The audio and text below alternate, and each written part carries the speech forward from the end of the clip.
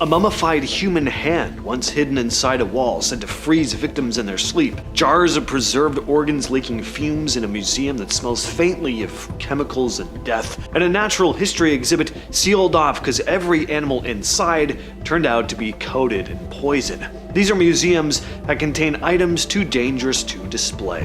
At the Whitby Museum in England, there's a shriveled, mummified hand kept under glass. It's what's called a Hand of Glory, a legendary object made from a severed hand. Supposedly, back in medieval times, thieves would make these from the hands of executed criminals. The idea was you'd light the fingers like candles, and supposedly everyone in the house would stay frozen asleep while you rob them blind. Sounds ridiculous, but people believed it enough to actually make these things. The one in Whitby was found in 1935, hidden inside a wall of a cottage in Yorkshire. When they examined it, scientists confirmed that it was human. Doesn't really take a scientist to confirm that, though.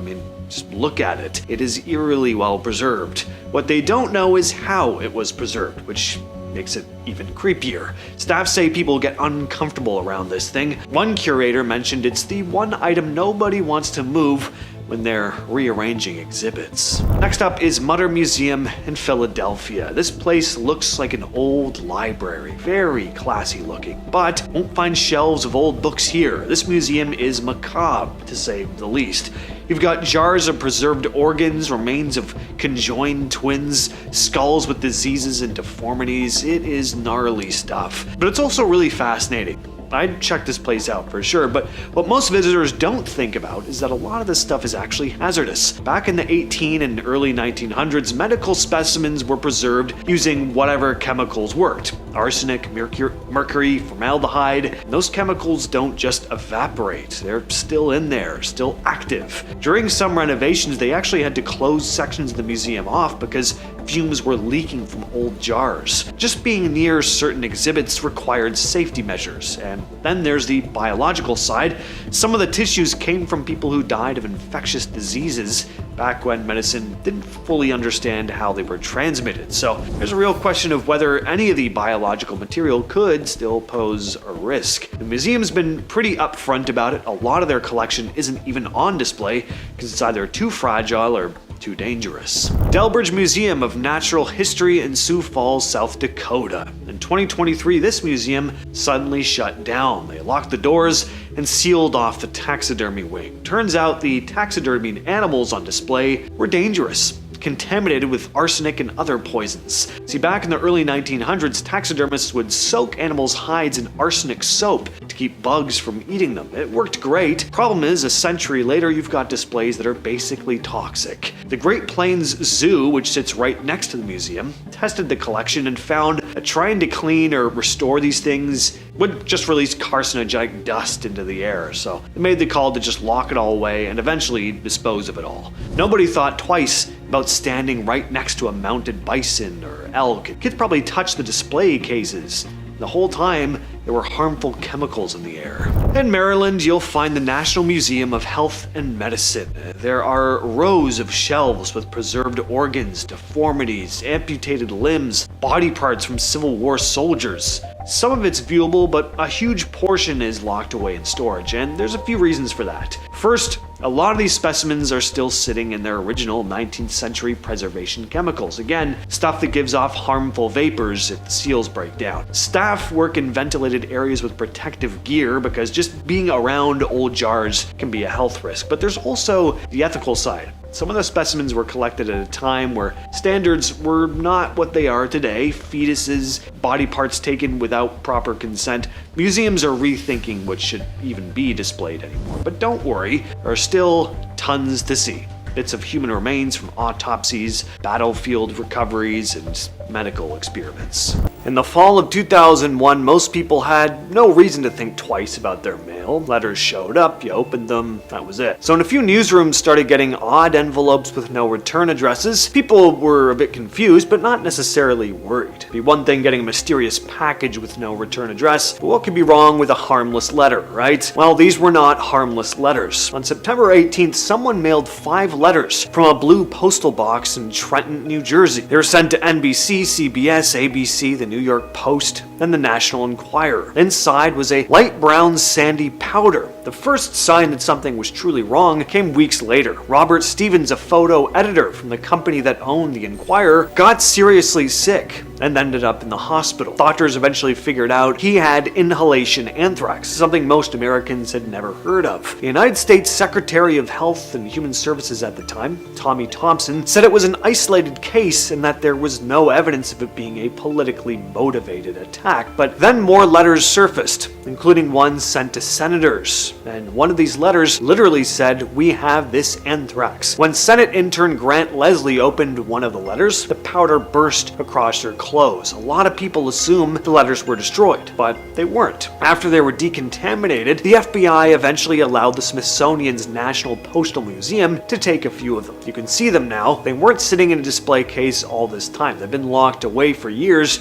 because nobody wanted the public anywhere near them. When Howard Carter cracked open King Tut's tomb in 1922, he found all the gold and jewels, but among the treasure were 2 trumpets, one bronze, one silver. And like everything associated with King Tut, there was a dark legend attached to them. Supposedly, if you played them, war would follow. But it was just folklore, right? In 1939, the BBC decided to broadcast the trumpets over the air live. During rehearsals, the silver one fell and shattered when someone tried to fit a modern mouthpiece on it. Pieces flew everywhere, and Alfred Lucas, one of the original archaeologists, randomly collapsed. On the way to the studio, the broadcast engineer nearly got hit by a runaway horse, of all things, and the power went out just before the show. Instead of calling it off, though, the broadcast went ahead using candles to light the music sheet for the performer. Well, months later, Germany invaded Poland. World War II had begun. In 1967, a museum guard blew the silver trumpet for testing, and the Six-Day War broke out between Israel and its neighbors. In 1990, it was played again, right before the Gulf War, and in 2011, someone sounded one, and the Egyptian Revolution kicked off a week later. Trumpets are currently locked away in the Egyptian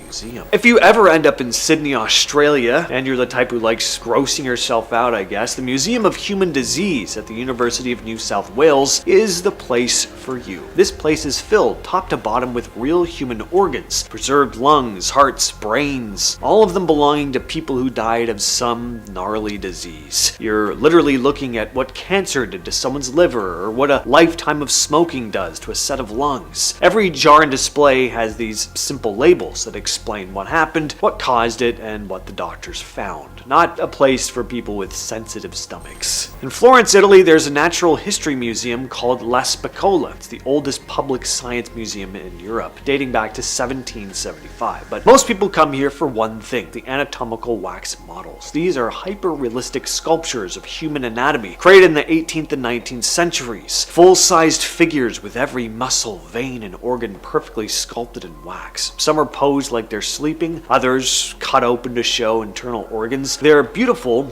but deeply unsettling at the same time. These models were created using beeswax mixed with dyes, turpentine, and sometimes gold dust to get the colors just right. The problem is wax is incredibly fragile. It melts. The museum has to keep the temperature very controlled. A power outage in summer could be catastrophic. There's also the question of what else is in these models. Some of the older wax formulas included mercury and other toxic substances. In 1966, a flood damaged a bunch of these pieces, and restorers spent years carefully cleaning and repairing them. The Hope Diamond is one of the most famous, or rather infamous, gems in the world. It's this massive 45-carat diamond that's been owned by kings, stolen during the French Revolution, and eventually ended up at the Smithsonian in Washington, D.C. It's said to be cursed. Legend says anyone who owns or wears it will be met with tragedy. Louis XVI and Marie Antoinette owned it. We all know what happened to them. The diamond was then stolen during the French Revolution and disappeared for 20 years. When it showed back up in England, it passed through several hands, and almost every one of them went bankrupt or faced some kind of awful disaster. One American socialite, Evelyn Walsh McLean, bought it in 1911. Her son died in a car accident. Her daughter overdosed. Her husband left her and died at a mental institution. After she died in 1947, the diamond was found in a shoebox in her bedroom. A jeweler named Harry Winston bought it, and in 1958 mailed it to the Smithsonian. A mail carrier who delivered it got his leg crushed in an accident shortly after, and his house burned down. But since the Smithsonian got the diamond, nothing bad has happened. In fact, the museum's curator said owning it has brought nothing but good luck and helped them build one of the best gem collections in the world. Bisbee's stoop chair looks like any old wooden chair, and it is an old wooden chair, but the story behind it is way heavier than you'd expect. It goes back to 1702 in North Yorkshire, England, when a man named Thomas Bisbee was sentenced to death for killing his father-in-law. The two of them were running a sketchy coin forging operation together, and after a nasty argument, Bisbee snapped and took his life. That part is documented. The part people still argue about is when the curse supposedly started. Some say Bisbee was intoxicated at a pub, sitting in his favorite chair, and shouted that anyone who sat there after him would die. Others say he muttered something similar while being marched to the gallows. Either way, though, his body was hung on display near the inn, and the chair stayed right where it was. And over the years, stories started to spread about it. It seemed like people who sat in that chair ended up dying in accidents. During World War II, for example, Canadian airmen from a nearby base would grab drinks there, and people swore that the ones who tried the chair never made it back from their flights. By the 70s, the pub owner had heard enough of these stories, and he didn't want the thing inside his building anymore, so he handed it over to Thirsk Museum. They still have it, but it's not on the floor. I mean, they literally mounted it high up on a wall so nobody can sit in it, even by accident. The Smithsonian in Washington, D.C. is one of the most famous museums in the world, but it also has some legitimately dangerous stuff tucked away in storage. Not what you'd think, either. It's old watches, airplane instrument panels,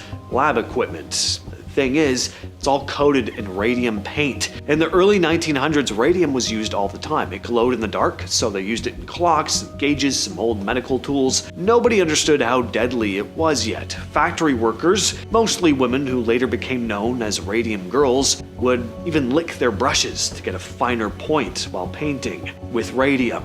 A lot of them got sick and died from radiation poisoning. Now, those same objects are sitting in lead-lined storage at the Smithsonian. The conservation team uses Geiger counters before handling anything. Some pieces are safe enough to display for short periods, but others are giving off radiation levels that just can't be near the public. There's also a stash of uranium glass and radium health products that were sold to people back in the day. Radioactive water, radium suppositories, all kinds of insane stuff marketed as cures. And yeah, early science, it was pretty reckless. We were playing with things we just didn't understand. So, at a lot of museums, deep in storage, there's stuff that could actually hurt you if it wasn't handled properly. This place looks charming when you first walk in, with its vintage wood cabinets and old medicine bottles. The aesthetic is perfect, so much so that people have weddings here. It's funny when you think about what's actually inside those bottles, though. The New Orleans Pharmacy Museum preserves 19th century apothecary history, which means they've got shelves full of legitimate poisons: arsenic, mercury chloride, laudanum, which is basically liquid opium that was sold over the counter. Some of the liquids in those bottles are original, like they've been sitting there since the 1800s. The museum keeps certain cabinets locked or sealed in glass because the powders have crystallized over time, and disturbing them could be dangerous. There's also a whole section on voodoo cures and love potions that were laced with narcotics. The museum's basically a preserved poison shop. One of the curators joked that if an old bottle broke, they'd have to evacuate the building, which I guess wasn't really technically a joke. At the British Museum in London, you'll find the Unlucky Mummy. It's not an actual mummy, it's a painted wooden coffin lid from an ancient Egyptian priestess who lived somewhere around 950 BCE. But for over 100 years, people have blamed it for deaths, accidents, financial ruin, all kinds of misfortune. This thing was even partially blamed for the sinking of the Titanic. It was first found in Thebes in the 1800s. Early collectors who owned it reported weird streaks of bad luck. Newspapers in 1890s London ran with it, turning the coffin lid into this cursed object. The museum eventually put it behind glass. Even now, though, some visitors refuse to take photos of it, afraid something will happen to them. Also in London is the Hunterian Museum, which had the skeleton of a man named Charles Byrne on display for over 200 years. Charles Byrne was known as the Irish Giant. He was 7'7" and became a public spectacle in 18th century London. But before he died in 1783, he made it very clear that he did not want to be dissected or put on display. He was terrified of ending up in a museum. And they were like, screw that, we're putting you on display at a museum. The surgeon John Hunter bribed someone to get Burns' body and had it preserved for his collection. And for 2 centuries, Burns' skeleton stood behind glass, part of the museum's medical exhibit. Then in 2017, the museum finally decided to take it down. They said it was never theirs to display in the first place, and keeping it up, of course, violated Burns' wishes. Burns' skeleton is still in the collection for research purposes, but the public can't see it anymore. Is that the right call? I don't know. I think it was wrong right after he died, but I mean, it's been 200 years. Put that big sucker up, let people gawk.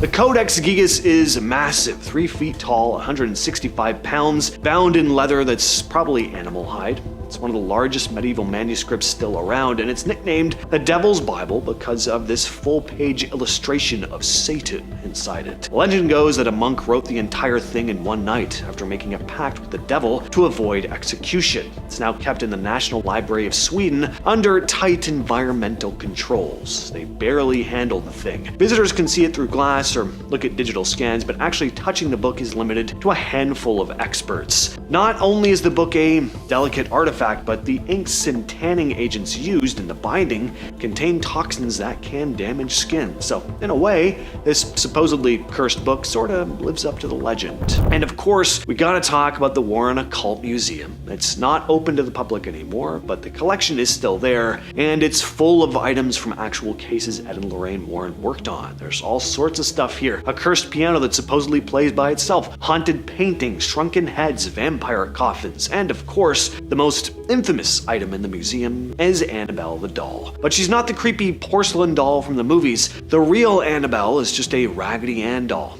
like the kind you'd find at a garage sale, which somehow makes it worse. Annabelle in the movies is just so over the top looking. But the doll's been sitting behind glass for decades with a sign that says positively do not open. The story goes that priests had to come in and bless the room regularly because stuff would happen whenever people disrespected the doll. The most repeated story is about a guy who kept knocking on the glass and laughing, making fun of Annabelle. Then he died in a motorcycle accident that same night on the way home. Lorraine Warren said they handled the doll like a loaded weapon. They wouldn't move it without saying prayers first. Iceland is full of weird museums, apparently. There's one in a public toilet dedicated to punk music, there's a museum of witchcraft, and then there's the Icelandic Phallological Museum, which is exactly what it sounds like. It's the world's only museum dedicated to collecting private parts from every male mammal species. There are over 300 specimens. The collection includes everything from a hamster dong that you need a magnifying glass to see, a 170 centimeter section of a sperm whale dingus that weighs nearly 155 pounds,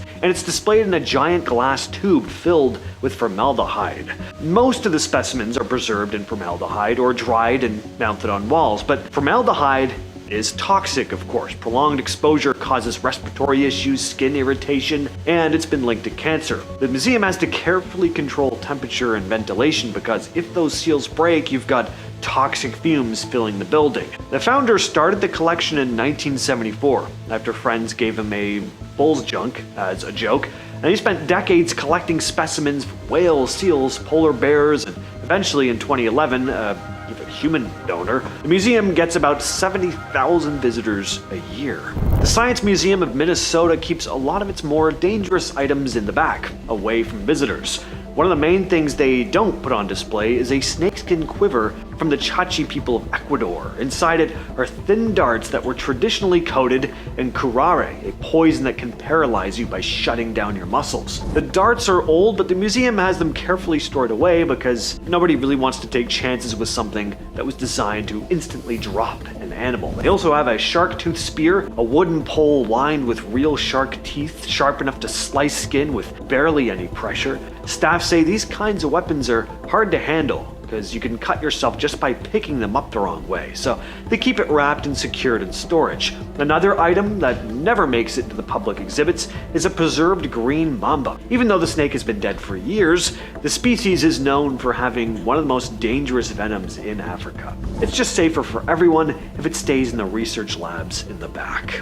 In St. Joseph, Missouri, there's a museum housed in an old mental hospital. It's called the Galore Psychiatric Museum, and it's one of the most disturbing places you can visit. The museum was founded in 1968 by George Glore, who worked at the Missouri State Hospital for over 40 years. He wanted to show people how far mental health treatment had come by displaying all the barbaric stuff that they used in the past. And when I say barbaric, I do mean it. There are full-size replicas of devices like the tranquilizer chair, which strapped patients down so leeches could be applied to their skin. There's the bath of surprise, which involved plunging patients into ice-cold water. A lot of them drowned. There's the lunatic box, a wooden cage barely big enough to stand in. And then there's a giant treadmill where patients were forced to walk for up to 48 hours straight. The museum also has real equipment from the 20th century: electric shock devices, lobotomy tools, restraint belts, ice picks used for lobotomies. One exhibit shows 1,446 nails, pins, screws, and buttons that were surgically removed from a patient's stomach. Another shows a TV that a patient stuffed with over 500 handwritten notes because he thought the television would transmit them to God. The Imperial War Museum in London has a lot of weapons and wartime objects, including some that are still dangerous. Right in the atrium, there's a V-2 rocket from the 40s. During the war, these things destroyed huge chunks of London. One landed just yards from where the rocket sits now, destroying an apartment building and killing 43 people in 1945. Between September 1944 and March 1945, more than 1,000 of these things were fired at Britain. Tens of thousands of workers died just making the rockets and their explosives before any of them even left Germany, and thousands more were killed or injured when the missiles hit, of course. The rocket at the museum was brought over in 1946. And is almost 46 feet tall, stretching close to the ceiling. It's safe now, but seeing it up close does give you a sense of just how destructive it was. At the Cooper Hewitt Smithsonian Design Museum in New York, they've got green wallpaper from the 1830s. Back then, green would fade or turn brown, but in 1775, a chemist named Carl Wilhelm Scheele came up with a pigment that stayed bright. The museum's sample from 1836 used that pigment. Thing is, it's loaded with arsenic. Gregory Heringshaw, the museum's curator for wall coverings, explains that the danger mostly comes from handling it, saying the toxins are released mostly when they're rolled or unrolled or when you're pasting the back, which adds moisture. That moisture sets off chemical reactions that release the arsenic into the air. The wallpaper isn't on display, it's carefully wrapped and stored at consistent humidity. Down in Key West, Florida, there is a Civil War fort that's been turned into a museum, and inside that museum is what many consider the most haunted doll in America. His name is Robert, a seemingly regular-looking stuffed doll made in Germany around 1904. Looks like he came straight out of your grandma's attic, but don't let that fool you. This doll has a reputation that's gotten him featured on every paranormal show you can think of. The story goes that Robert was given to a boy named Gene Otto when he was a kid in Key West. Gene became obsessed with the doll. He'd talk to it for hours, and his parents swore they'd sometimes hear two different voices coming from his room. Neighbors reported seeing Robert move from window to window when the family was out. Furniture would be found overturned in Gene's room, and every time, Gene would say the same thing: Robert did it. After Gene died in 1974, the doll ended up in the attic. The new owners had a younger daughter who claimed Robert tried to attack her multiple times. In 1994, Robert was donated to the Fort East Martello Museum, and to this day, people say that cameras and electronics malfunction around him. Most staff won't go near him alone, and they get letters all the time from people writing to apologize to Robert for disrespecting him, begging him to lift whatever curse he put on them. At University College London, there's a small museum called the Grant Museum of Zoology. It's packed with thousands of preserved specimens, everything from tiny insects to whole animal skeletons, but the real concern isn't what's in the jars, it's what the jars are filled with. Most of these specimens have been sitting in formaldehyde or ethanol for over a century. Formaldehyde, we talked about earlier, it's a known carcinogen, and ethanol, when stored improperly, is highly flammable. The museum's most famous exhibit is a jar containing 18 moles, all crammed together and preserved in industrial methylated spirit, which is 95% ethanol and 5% methanol. Staff have to be extremely careful when handling it. If those old seals break down, well, you'll have toxic fumes leaking into the air. You've also got the Negus collection, which is a bunch of animal heads that were cut in half to show the larynx. Those are preserved in formalin, a mixture of formaldehyde and water. Museums with collections like this have very strict protocols. Staff wear protective gear, they work in ventilated areas, and they use Geiger counters if they think any specimens might be radioactive. There's a town in Quebec, Canada that used to be called Asbestos. In 2020, they changed the name because, who the hell wants to live in a place called asbestos? But for over a century, this town was home to the Jeffrey Mine, one of the largest asbestos mines in the world, and they have a museum dedicated to it. The Asbestos Mineral Museum sits right next to the old mine, which is now just a massive water-filled crater. Inside the museum, though, they've got samples of chrysotile asbestos, which was once called the miracle fiber, because it's heat-resistant, it's strong, it was used in thousands of products. The thing is, asbestos fibers are microscopic and they're sharp. When you breathe them in, they pierce your lungs and they don't come out. Over time, that's obviously not good. Could lead to mesothelioma, which is an aggressive cancer. The museum displays raw asbestos samples, mining equipment, and products that used to contain it. Staff have to be extremely careful though, because any disturbance to the samples could release fibers into the air. And now we head back to the Science Museum of Minnesota, where there's also a collection called the Museum of Questionable Medical Devices. It's full of these bizarre, terrifying, and completely ineffective medical equipment from back in the day. There's a machine that claims to diagnose your personality by measuring bumps on your head. There's an electric therapy chair that was supposed to cure constipation by just violently rattling you. And then there's the X-ray shoe fitter. This thing was used in shoe stores in the 1920s all the way through the 70s. You'd put your feet into a machine, it would take an x-ray so you and the salesperson could see how your feet fit inside the shoes. It sounds convenient, except these machines were constantly leaking radiation. Customers were getting blasted with x-rays every time they used it, and people used it a lot. They'd stick their feet in multiple times just because it was kind of cool to see your bones. By the 70s, most states had banned them, but one was still being used in West Virginia in 1981. The museum's x-ray shoe fitter is sealed behind plexiglass now because even decades later, it's still giving off low levels of radiation. In Las Vegas, paranormal investigator Zak Bagans runs a museum full of allegedly haunted and cursed objects. But the crown jewel of the collection is probably the Dybbuk box. It's a small wooden wine cabinet about 12 inches tall, and it's considered by many to be the most haunted object in the world. The story starts in 2003 when a guy named Kevin Mannis bought the box at an estate sale in Portland. He claimed it belonged to a Holocaust survivor who said it contained a Dybbuk, which in Jewish folklore is a malicious spirit that possesses people. Inside the box were some strange items: 2 old pennies, locks of hair, a dried rosebud, a small golden goblet, and a granite slab with Shalom carved into it. Mannis said that as soon as he bought the box home, weird things started to happen. Nightmares, unexplained smells. His mother had a stroke shortly after touching it. He tried to give it away, but nobody wanted it, so he sold it on eBay. The next owner reported their hair falling out, having hives, coughing up blood. Then Jason Haxton, a museum curator, bought it and wrote a whole book about his experiences with the box. He claimed it made him sick, and that he had to consult rabbis to figure out how to contain it. In 2016, he donated it to Zak Bagans. Post Malone visited the museum and was there when Bagans touched the box for the first time. Post touched Bagans' shoulder while he was holding it, and shortly after, Post's plane had to make an emergency landing when the tires blew out. His Rolls-Royce got in a serious accident. His house was robbed. The box is still on display at Bagans' museum, and people still report feeling sick or uneasy around it. We have the Screaming Skull. Bettiscombe Manor is often referred to as the House of the Screaming Skull thanks to a legend that dates back to the 19th century. Legend goes that the owner of the manor at the time of this legend had a slave who fell seriously ill. As he lay dying, he had one last request, which was to have his body returned to his home. It's a pretty fair request and truly the least this family could have done for the man. In fact, he even said that he would never rest until his body was returned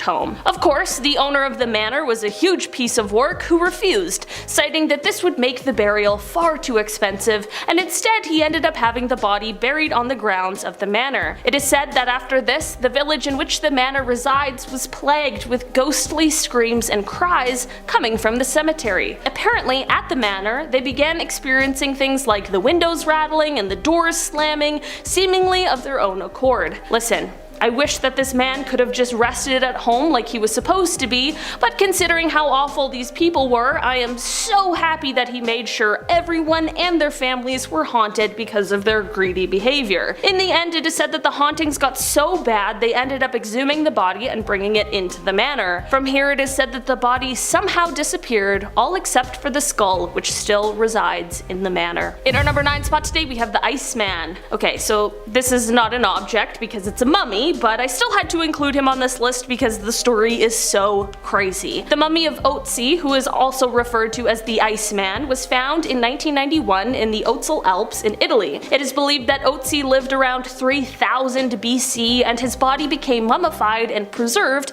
because of the glacier that surrounded him post-mortem. While this is an incredibly interesting discovery, the finding of Otzi may have come in a package with an old curse just waiting to be released. Here's the thing, the people who helped with the discovery of Otzi are all dying under mysterious circumstances. I mean, we are currently at person number 7 within 1 year, so that's very suspicious. When molecular archaeologist Tom Loy was writing a book about Otzi, he passed away from a blood-related condition that he was diagnosed with shortly after becoming involved with the Iceman. The German tourist Helmut Simon, who discovered the mummy, felt his death while hiking in the same spot he saw Otzi. Dieter Warnick, who was the head of the mountain rescue team that was assigned to finding the mummy, died of a heart attack at just age 45, just an hour after Simon's funeral. To avoid this becoming an hour-long list, I'll stop here, but that is just half of those who seemingly fell victim to the curse of the Iceman. I don't know, maybe disturbing a man who's been in the same spot for 53 centuries wasn't the best idea anyone has ever had. In our number 8 spot today, we have the Atlantis Ring. The Atlantis Ring was originally made of clay and it was found in 1860 in the Valley of the Kings in a tomb of an Egyptian high priest. It was then passed on to Howard Carter, who kept it until he passed away in 1939. The ring was believed to be at least 5,000 years old and it had geometric symbols carved into it that were unlike anything known in Egypt. Here's where the story gets a little weirder though.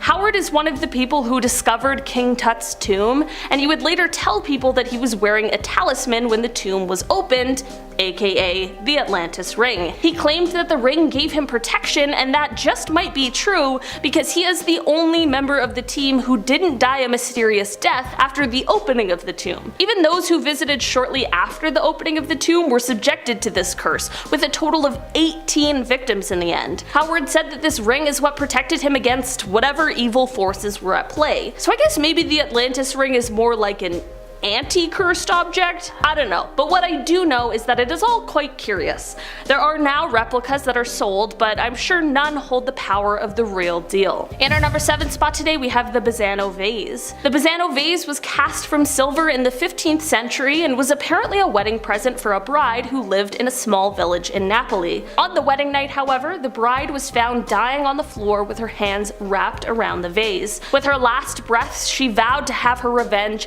and at this point it became unclear whether the vase was already cursed or perhaps if this may be what caused the curse in the first place. As time went on, the vase was handed from person to person within her family, and with each new owner came a mysterious death. Because of this, the family decided to hide the vase away in some sort of secret location, and this worked for a while until the vase was unearthed once more in 1988. The vase also contained a piece of paper from the family that warned, "Beware, this vase brings death." Well, of course, whoever found this vase did not listen, and instead they sold the vase once again. The first buyer, who is said to have been a pharmacist, owned the vase for 3 months before passing away under mysterious circumstances. Then there was the 37-year-old surgeon who died after having the vase for 2 months. After this was the archaeologist who only made it 3 months with this vase in his possession, and at this point, you get where this is going. At this point, we don't know exactly where this vase ended up, but I'm hoping it's somewhere deep underground, or in space, or somewhere else far, far away from us all. Number 5. Baker's wedding dress. In 1854, while visiting her father's company, Anna Baker met and fell in love with one of the steelworkers. Anna kept the romance a secret from her family as she knew her father would prohibit her relationship with one of his employees. This went on for 2 years, and it wasn't long after Anna's boyfriend proposed and she happily accepted. Anna picked out a beautiful wedding dress and the two made plans to marry, but her father found out about the secret relationship and immediately fired Anna's love, threatening him with death if he ever returned. Anna's heart broke and she fell into a deep depression. The only thing she had was the wedding dress. Her house was then turned into a museum with the dress displayed. Now, most of the paranormal activity in the home appears to be centered around the dress. Visitors have witnessed the glass case move while they were in the room, appearing as if someone was trying to get the dress. Others have claimed to see the dress move or have caught glimpses of what appeared to be the dress out of its case floating around. Number 4. Destructive Statue. The destructive statue was auctioned in October 2013. It was made by a man named William who enjoyed making sculptures out of unhardened clay. I'm sorry, but this statue just makes me feel uneasy, and according to the item's description, William made this particular statue on the same day he was crushed to death during a tragic work incident at the brickyard. Which is ironic because the statue has the word future carved into it, but William never really had a future after making it. Too dark. Moving on. A coworker saw that the statue was still at the job site when he arrived the next day, so he took it home with him like any reasonable person would do. While nothing strange happened for a few months, things took a turn when he took it out of storage to display in his den. A few days later, the den felt heavy and uninviting. He began hearing doors slam on their own, only to find them wide open. Decorations that were next to the statue shattered on their own, and at one point he found the statue facing the other side of the wall, even though he had never moved it. To make matters worse, he then saw a dark shadow or mist as he was walking past the den one night. Completely spooked, he begged his friend to sell it for him, who then put it on eBay. It's so funny that he was so scared to deal with it, he's pawning it off to some other poor soul who will unknowingly experience the exact same thing. Number 3. The Conjure Chest. The Conjure, or the Conjured Chest, is a chest of drawers who has taken the lives of about 16 people. As the story goes, an enslaved man named Remus custom made the item for his enslaver. Jeremiah, displeased with Remus's work, beat him to death. In retaliation, Remus's friends then cursed the chest by scattering dried owl blood in its drawers, and let me just say, those are great friends. But the Grahams used the chest and passed it down their family for 140 years, and death or injury came to anyone who stored their apparel inside. In the mid-20th century, Virginia Carey Hudson Cleveland had 2 of her offspring die, and her husband died after being rushed to the hospital for appendicitis. A neighbor also died after an incident involving a weapon, and all have used the chest. So Virginia enlisted the help of her maid, Sally, to undo the curse. They followed the steps that included curing a dead owl and boiling willow leaves. Sally said that if she or Virginia then died, it would prove that the curse had been broken, and months later, Sally did die. When Virginia's daughter inherited the chest, she opted not to use it, which is why she's the smartest person in that family. Number 2. Robert the Doll. Before there was Annabelle, there was Robert, which is even more terrifying. The 40-inch tall nightmare was created by the German toy company Steiff. In Key West, Florida in 1904, the doll was given to 4-year-old Robert Eugene Otto, who went by Gene. Some reports say it was a present from Gene's grandfather, while others suggested the disgruntled maid of the Ottos cursed the doll before giving it to their young son. It's also possible that the maid cursed the doll sometime after Gene's grandfather gave it to him. Either way, this doll was bad news. Robert the Doll, dressed in a sailor suit of Gene, quickly became his owner's evil alter ego. As legend would have it, whenever Gene's parents would find his bedroom furniture upended or his toys mangled, Gene would say, "Robert did it." Gene grew up, became an artist, got married, and then returned to his childhood house. Gene's wife, Anne, wasn't a huge fan of Robert the Doll, shocking, so Gene set up a new area for him in the attic. Passerbys claimed that Robert would switch positions without any help and would watch them from the window while they walked by. People who actually set foot in the house reported hearing footsteps and laughter in the attic. This activity continued after Gene's death in 1970, when the estate, Robert included, passed into the hands of one Myrtle Reuter. And coming in at number 1 is the Devil's Chair. This story goes like this. Lorraine and Ed Warren helped exorcise a possessed boy named David Glatzel in the early 80s. During his exorcisms, this chair would allegedly rock on its own, levitate, and even vanish and reappear. David David and Lorraine also claim to have seen the devil sitting in it. Witnesses say the final exorcism concluded when the demon fled David's body and entered Arnie Cheyenne Johnson, a man who ended the life of his landlord months later during an argument and claimed it was due to demonic possession. Now, if this sounds familiar, it is. This story is the inspiration for the third Conjuring film. Now, Ghost Adventure star Zak Bagans purchased the chair to be on display in his museum, but he had been forced to shut down his haunted rocking chair exhibit. While Zak and a friend noticed the door to the chair's room slowly creak open all by itself, Zak also said a light focused on the chair went out when a power cord was mysteriously yanked out of the wall. 2 hours later, he says a woman collapsed, began bawling, and asked, "Why is this happening to me?" Shortly thereafter, she fell unconscious, according to Zak, who adds the woman was upstairs directly above the rocking chair exhibit. Later, Zak said 5 of his tour guides throughout the museum started crying uncontrollably. After just a few tours on opening night, the stress was too much for Zak, and it forced him to shut it down altogether for the night. For now, Zak says the haunting rocking chair exhibit is closed until further notice. But in the middle of 2022, YouTubers Sam and Colby, who are paranormal investigators, that I love by the way, were given special permission to not only see or touch the chair, but to sit in it. The results were insane, and they are braver than me. Up at number 10, we have the Haunted Mirror. Found in the Museum of the Paranormal and Occult, this dark mirror is said to show you much more than you will ever want to see. The Mobile Museum obtained this cursed mirror from the original owner, who claimed to have purchased it while attending a psychic fair in the Columbus area. Now, there are lots of alleged cursed mirrors out there, some said to be haunted by demons who escape in the night, torturing whoever possesses the cursed glass, which, don't get me wrong, is definitely terrifying. However, this particular object has more of a eerie, foreboding quality that is sure to send anyone who looks into it into a spiral. According to the museum, those that dare gaze into the cursed mirror claim to be struck with very upsetting visions, and some even reported ghastly sightings such as their own corpses staring back at them. Moving on to number 9, Ed Gein's Cauldron. So a little backstory on Ed Gein, aka the Butcher of Plainfield. He was a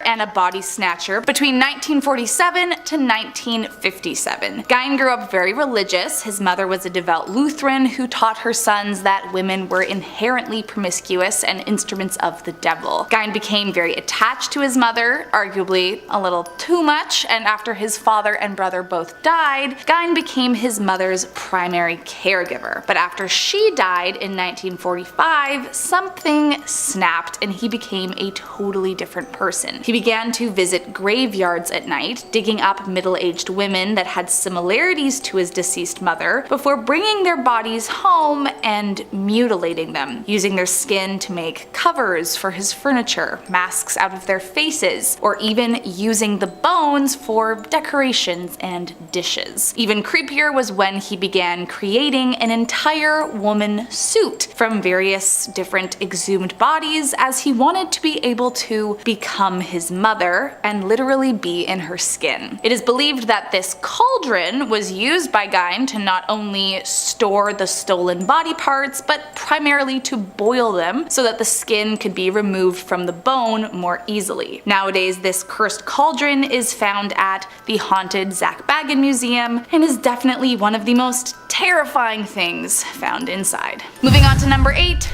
the Hope Diamond. As the legend goes, back in 1666, a French merchant obtained this beautiful blue diamond after illegally plucking the gem from a Hindu idol and selling it to King Louis XIV, a sacrilegious crime for which he was later mauled to death by dogs for committing. Fast forward a few years to the French Revolution, and the cursed gem was allegedly stolen again, this time disappearing for years, only reappearing in the 1800s. For years, experts questioned where this jewel had been hidden, but their curiosity was short-lived, as soon the jewel wasted no time ruining lives of those it interacted with, and has routinely been blamed for several tragedies over the years. Some of the misfortunes include the loss of great fortune, people's deaths, and people taking their own lives, while some even say Marie Antoinette's death could have been linked to her possession of the cursed diamond. Nowadays, this cursed object is safely stowed away as a part of the Smithsonian Institution, so let's just hope it's never found and stolen again. Otherwise,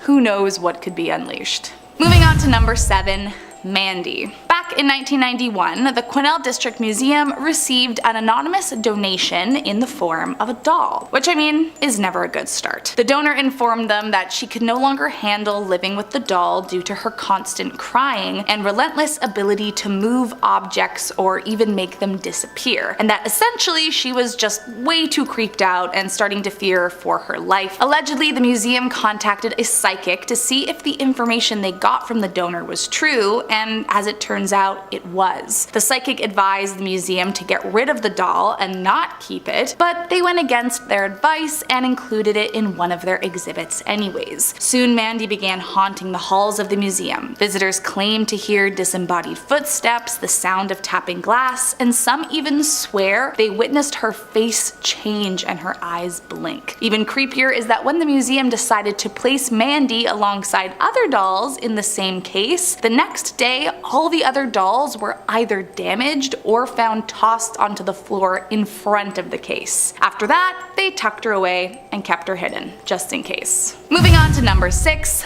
the book box. Back in 2001, a man named Kevin Maris purchased the box from an estate sale. When Kevin bought the item, he was warned to never open it. He agreed and suspiciously took it back to his antique shop, placing it in his basement. But still, the box wasted no time unleashing paranormal activity. The next day, Kevin went downstairs to find all the lights smashed, and his employees were terrified, saying they'd heard unruly screaming coming from the basement for hours. Now, for whatever godforsaken reason, Kevin decided the box would be a great gift for his mom, and so he opened it. Inside, he found a note that read "Shalom," 2 locks of hair, a candlestick holder, and some dried rosebuds, but unknowingly, he also released a demon. One day, his mother surprised him by dropping by the shop, so he gave her gift, only to come back minutes later to her unresponsive. After he rushed her to the hospital, they discovered she had suffered from a severe stroke. After this, he began taking the curse more seriously, so he tried to sell it at his shop, but anytime anyone bought it, they would promptly return it. Eventually in 2003, he put it up on eBay, and a paranormal enthusiast purchased the box, who quickly regretted that purchase after they were haunted by an old woman who would choke them in their sleep every night. It was passed down a few more times, each owner experiencing horrible health issues or claiming to be haunted by an evil demon, until it was eventually purchased by museum owner Zach Baggin and placed in his occult museum. Coming in at number 4, the Conjuring Mirror. Despite what the name would have you believe, the Conjuring Mirror actually has really nothing to do with the Conjuring movies. Instead, this haunted mirror gets its name from the fact that it was, at one point, allegedly used to summon or conjure spirits. Once in the possession of a man named Stephen Zellner, legend has it that Stephen practiced a kind of witchcraft known as catoprotromancy, I probably butchered that, in order to see into the future and seek out revenge on his enemies. However, the more that Stephen used the mirror, the more and more corrupt he and his use of the magic became. Eventually, it's said the evil spirits he had conjured to do his bidding became too powerful to control and turned on the very person who had summoned them. Soon, Stephen began fearing for his life, so as a last resort, he decided to reach out to a local priest to see if the evil spirits could be exorcised from the home. But instead, the priest put him in touch with Ed and Lorraine. Upon their arrival at Stephen's home, they immediately knew Stephen was in grave trouble. And so to keep him safe, they performed a reverse incantation spell to seal up all the spirits back inside the mirror from which they had been conjured. Afterwards, Stephen begged them to take the mirror away from him, and that is how it came to live in Ed and Lorraine's museum.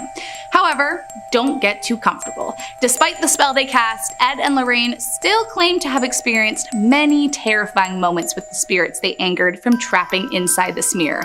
And who knows what could bring them back out. Coming in at number 3, the Shadow Doll. When it comes to creepy dolls, I'll be honest, it doesn't take much to freak me out. But with that being said, there is definitely a very good reason why the Shadow Doll is one of the most feared possessions in the entire museum. Now, what starts off this seemingly endless list of creepy things about this doll is that there is no definitive answer as to why it was created or who created it. But according to Ed and Lorraine's files, it was made using both human and animal bones and was absolutely used in satanic rituals. So it is definitely possessed by some less than ideal company. Said to have been found in an antique shop by a couple, they began to think something was wrong after they kept waking up night after night covered in inexplicable scratches. But it wasn't until the doll began showing up in their nightmares, telling them that she was going to kill them, that they decided to get rid of the terrifying toy. And good thing they did too. Legend has it that if someone takes a picture of this doll, she will visit you in your dreams and kill you in your sleep. Just one more reason to never trust a creepy doll. Coming in at number 2, a satanic idol. As the story goes, in 1991, a hunter was walking through the woods on the lookout for deer when he began to feel an overwhelming sense of paranoia, like he was being watched or something. At that very moment, he turned around to see this creepy doll leaned up against a tree, staring at him, and he could have sworn that it appeared out of nowhere. Immediately, the hunter knew he should not be here, and so he began walking as quickly as he could to find a way out of the forest. Then, suddenly, an old man dressed in all black robes appeared beside him. He looked like a priest, the hunter thought, but something wasn't quite right. Every step he took, the priest matched him, and eventually he became so freaked out, he actually debated shooting at the priest with his arrow to scare him off. But instead, he decided to ask the priest how to get out of the forest. But creepily, the priest did not speak. Instead, he pointed off into another direction, turned around, and left the man alone once again. Now, luckily, the hunter escaped, and the following day, after telling his friends the strange events, they suggested that he reach out to Ed and Lorraine. Upon telling them his story, they explained that the priest was a well-known leader of a satanic cult, and that the creepy doll he had encountered was actually an idol used for ritual purposes. However, the Warrens, being who they were, wanted to get this idol for the museum, and so Ed ventured into the forest, found the doll, and brought it back home. Soon after, however, strange things began happening. Allegedly, one time Ed was speaking with Lorraine, turned away for a second, looked back, and she was suddenly 30 feet away and passed out on the ground. He called the ambulance, and she spent the next 3 days in hospital in and out of consciousness. And according to Ed, she actually levitated while in the hospital. The Warrens always firmly believed that the satanic priest was working through the doll Ed had taken from the forest and was trying to punish them for taking it. Let's just hope no one was ever hospitalized after that. And last up in our number 1 spot, Annabelle. You didn't really think I was gonna do a list about haunted things found in Ed and Lorraine's museum and not bring up the famous Annabelle, did you? Although nowadays she is locked up tight, this wasn't always the case. Back in 1970, Annabelle was gifted to a nursing student named Donna. But it didn't take long before Donna and her roommate Angie knew that something was off. After about a month, the roommates began finding disturbing messages lying around their apartment, warning them to help Lou. Lou was one of their friends who had apparently warned the girls of the doll since day 1. Eventually, things got so creepy that the woman contacted a medium who told them not to be afraid, that the doll was merely possessed by a young girl named Annabelle Higgins who had died on the property years prior. The medium advised them that Annabelle felt safe here and would like to stay, so they agreed. But that was all a part of the demon's plan. Not long after, Lou stayed over, and when he awoke from a nightmare, he found he couldn't move his body. And then, like straight out of a horror movie, he says Annabelle walked up his body and strangled him until he passed out. After that, the girls contacted a priest who put them in touch with paranormal investigators, Ed and Lorraine Warren, who discredited the medium and said it was, in fact, a very dangerous demon possessing this doll. However, even now, despite being locked up, the doll should be deeply feared. It was reported once that a man who visited the museum mocked the doll and only a few days later died after losing control of his motorbike. So, yeah. She very well could be the most terrifying doll on the planet. In our number 10 spot, we have the stoop chair. This is the stoop chair that once belonged to Thomas Busby. Thomas was a man who lived in Thirsk, North Yorkshire, and wasn't known as a very nice man, but he really loved his chair. Like, a lot. In 1702, he found his father-in-law sitting in it, and it sparked an argument between the two of them.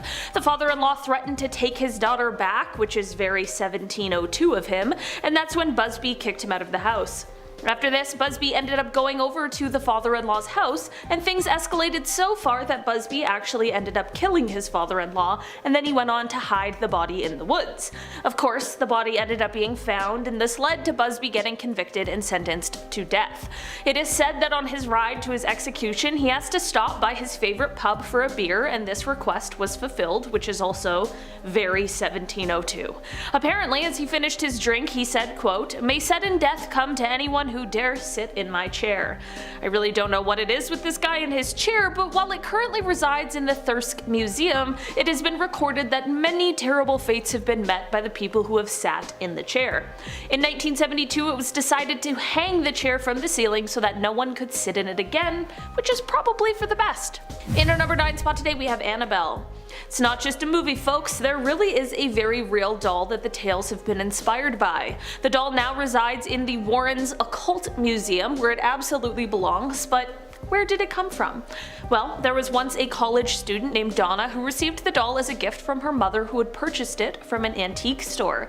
Donna and her roommate started to notice some pretty creepy things happening and swore that the doll was moving. They said it would appear in different places and positions throughout their apartment before things began to worsen. Donna began to find notes that said help in her apartment, and one night she found the doll in a different position and covered in some sort of red substance. The girls then decided to contact a medium who solidified all of their beliefs and told them that the doll had been possessed by the spirit of someone who was killed in their apartment building.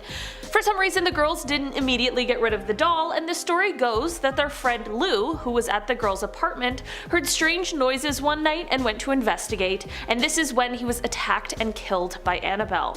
The girls finally contacted a priest who told them that the doll was possessed by a demon straight from hell, and then he put them in contact with Ed and Lorraine Warren, paranormal investigators. The two of them tried to do an exorcism on the doll, but it apparently failed, which is why it is now kept in a glass box at their museum. In our number 8 spot today, we have the Goddess. This statue is actually called the Goddess of Death, or sometimes the Woman from the Lem. This artifact is made out of limestone, and it was created sometime around 3500 BC, and it was found in Cyprus in 1878. Over the years, it has belonged to many different families who all have been ruined and dismantled by death. After the first 6 years of ownership, all 7 members of the first family died. It then moved on to a second owner, and after 4 years, death began to come to him and his family as well. There was then a long period where it was unclaimed, but once the third family got a hold of it, several members of that family began to die as well. The third family ended up turning it over to the Royal Scottish Museum, where it thankfully still resides, hopefully to never ruin another family again. In our number 7 spot today, we have the Hope Diamond. The Hope Diamond was most likely cut from a mine in India and placed into a statue. It is a huge 45 carats, and it has a beautiful rare blue color. It is one of the most famous diamonds in the world, partially for its beauty, but also because of all of the mysterious happenings surrounding it. One day, a thief stole the diamond and is said to have died quite soon after. From then on, anyone who owned or even touched the diamond was said to have met an ill fate. Whether it was at their own hands, a mass execution, or a pack of wild dogs, the diamond seemed to have placed a curse on any and everyone who got near it. In 1958, it was fortunately donated to the Smithsonian Museum and has been safe there ever since. I wonder if it got moved from the museum, if the curse would continue. Do cursed items ever, retire? In our number 6 spot today, we have the Dybbuk box. The box, which was originally just a plain old wine box, is said to have been possessed by a Dybbuk, which in Jewish mythology is a malicious demon. The box began to gain attention in 2001 when it was being auctioned off on eBay. The seller explained that he had bought it at an estate sale of a woman who had survived the Holocaust. When he first opened the box, he found 2 1920s pennies, a lock of blonde hair bound with a cord, a lock of darker hair bound with a cord as well, Well, a small statue that was engraved, a small golden wine goblet, one dried rosebud, and a single candle holder with 4 octopus-shaped legs. Since he bought the box, he reported that strange things began happening, such as really horrific nightmares for him and anyone who had stayed around or touched the box, and when he gave the box to his mother as a birthday gift, she suffered a stroke the same day. The box ended up in the hands of Zach Bagan, who is a paranormal investigator, and it now resides in his haunted museum. The box also gained even more attention in 2018 when Post Malone touched it, and has apparently been dealing with the repercussions of that ever since. So, I don't know what you want to do with that information. Moving on to number 5, Pearls of Death. It's probably a pretty safe blanket rule that you shouldn't go around touching too much of anything you find in Ed and Lorraine's demonic collection, but some things are definitely worse than others, and this next one falls into the latter category. Notoriously one of the most dangerous items found inside the Warrens Museum, the Pearls of Death is a cursed necklace said to do exactly as its name suggests. Allegedly, anyone who dares place them around their neck will be choked and suffocated to death. Coming in at number 4, the Shadow Doll. When it comes to creepy dolls, I'll be honest, it doesn't take too much to freak me out. But with that being said, there is definitely a very good reason why the Shadow Doll is one of the most feared possessions in Ed and Lorraine's museum. Now, what starts off the seemingly endless list of creepy things about this doll is that there is no definitive answer as to why it was created or who created it. But according to Ed and Lorraine's files, it was made using both human and animal bones and was absolutely used in satanic rituals. So it is definitely possessed by some less than ideal company. Said to have been found in an antique shop by a couple, they began to think something was wrong after they kept waking up night after night covered in inexplicable scratches. But it wasn't until the doll began showing up in their nightmares, telling them that she was going to them, that they decided to get rid of this terrifying toy. And good thing they did too. Legend has it that if someone takes a picture of this doll, she will visit you in your dreams and you in your sleep. Good thing she is tucked away and hard to find. Moving on to number 3, conjured chest. Believed to have been built somewhere around 1830, the story behind this terrifying object all starts with a man named Jeremiah Graham. As the legend goes, he was making preparations for his firstborn, which included this very hand-carved chest that had been made by one of his slaves. However, Jeremiah was not initially satisfied with the chest, and the enslaved man, Remus, received several beatings from Jeremiah and died from the injury. Now, for obvious reasons, this didn't sit well with the other enslaved members of the community, and to avenge his death, they decided to cast a curse on the chest to forever torment the family that had killed their friend. Unaware of this curse, the chest was moved into the nursery, and soon after they began noticing that anytime someone put clothing into the chest, they ended up being involved one way or another in a tragedy, usually their death. Years later, a woman named Virginia is said to have tried to reverse the curse, enlisting the help of her maid to gather what was needed to put an end to the suffering, but it doesn't appear to have done the trick. For a few more generations, the chest continued haunting all that opened it, until finally it was donated to a museum and hidden away forever. Moving on to number 2, Peggy. When Jane Harris, who specializes in haunted dolls, received a package in the mail, it did not take her any time to figure out that this one was very scary. Inside the package was a blonde-haired doll with a note explaining that her name was Peggy and that she was haunted. Apparently the woman who mailed it had tried seeking a priest out to exorcise the doll, but it was unsuccessful, and the woman no longer wanted the doll in her house as she was starting to fear for her life. Jane began an investigation immediately, posting numerous photos online for feedback. Now, a day later, she had 80 emails claiming that the photos of Peggy had made them nauseous or given them intense migraines. Then she got the most frightening message of all. Apparently, one woman suffered a heart attack after looking at the photo. And while she survived,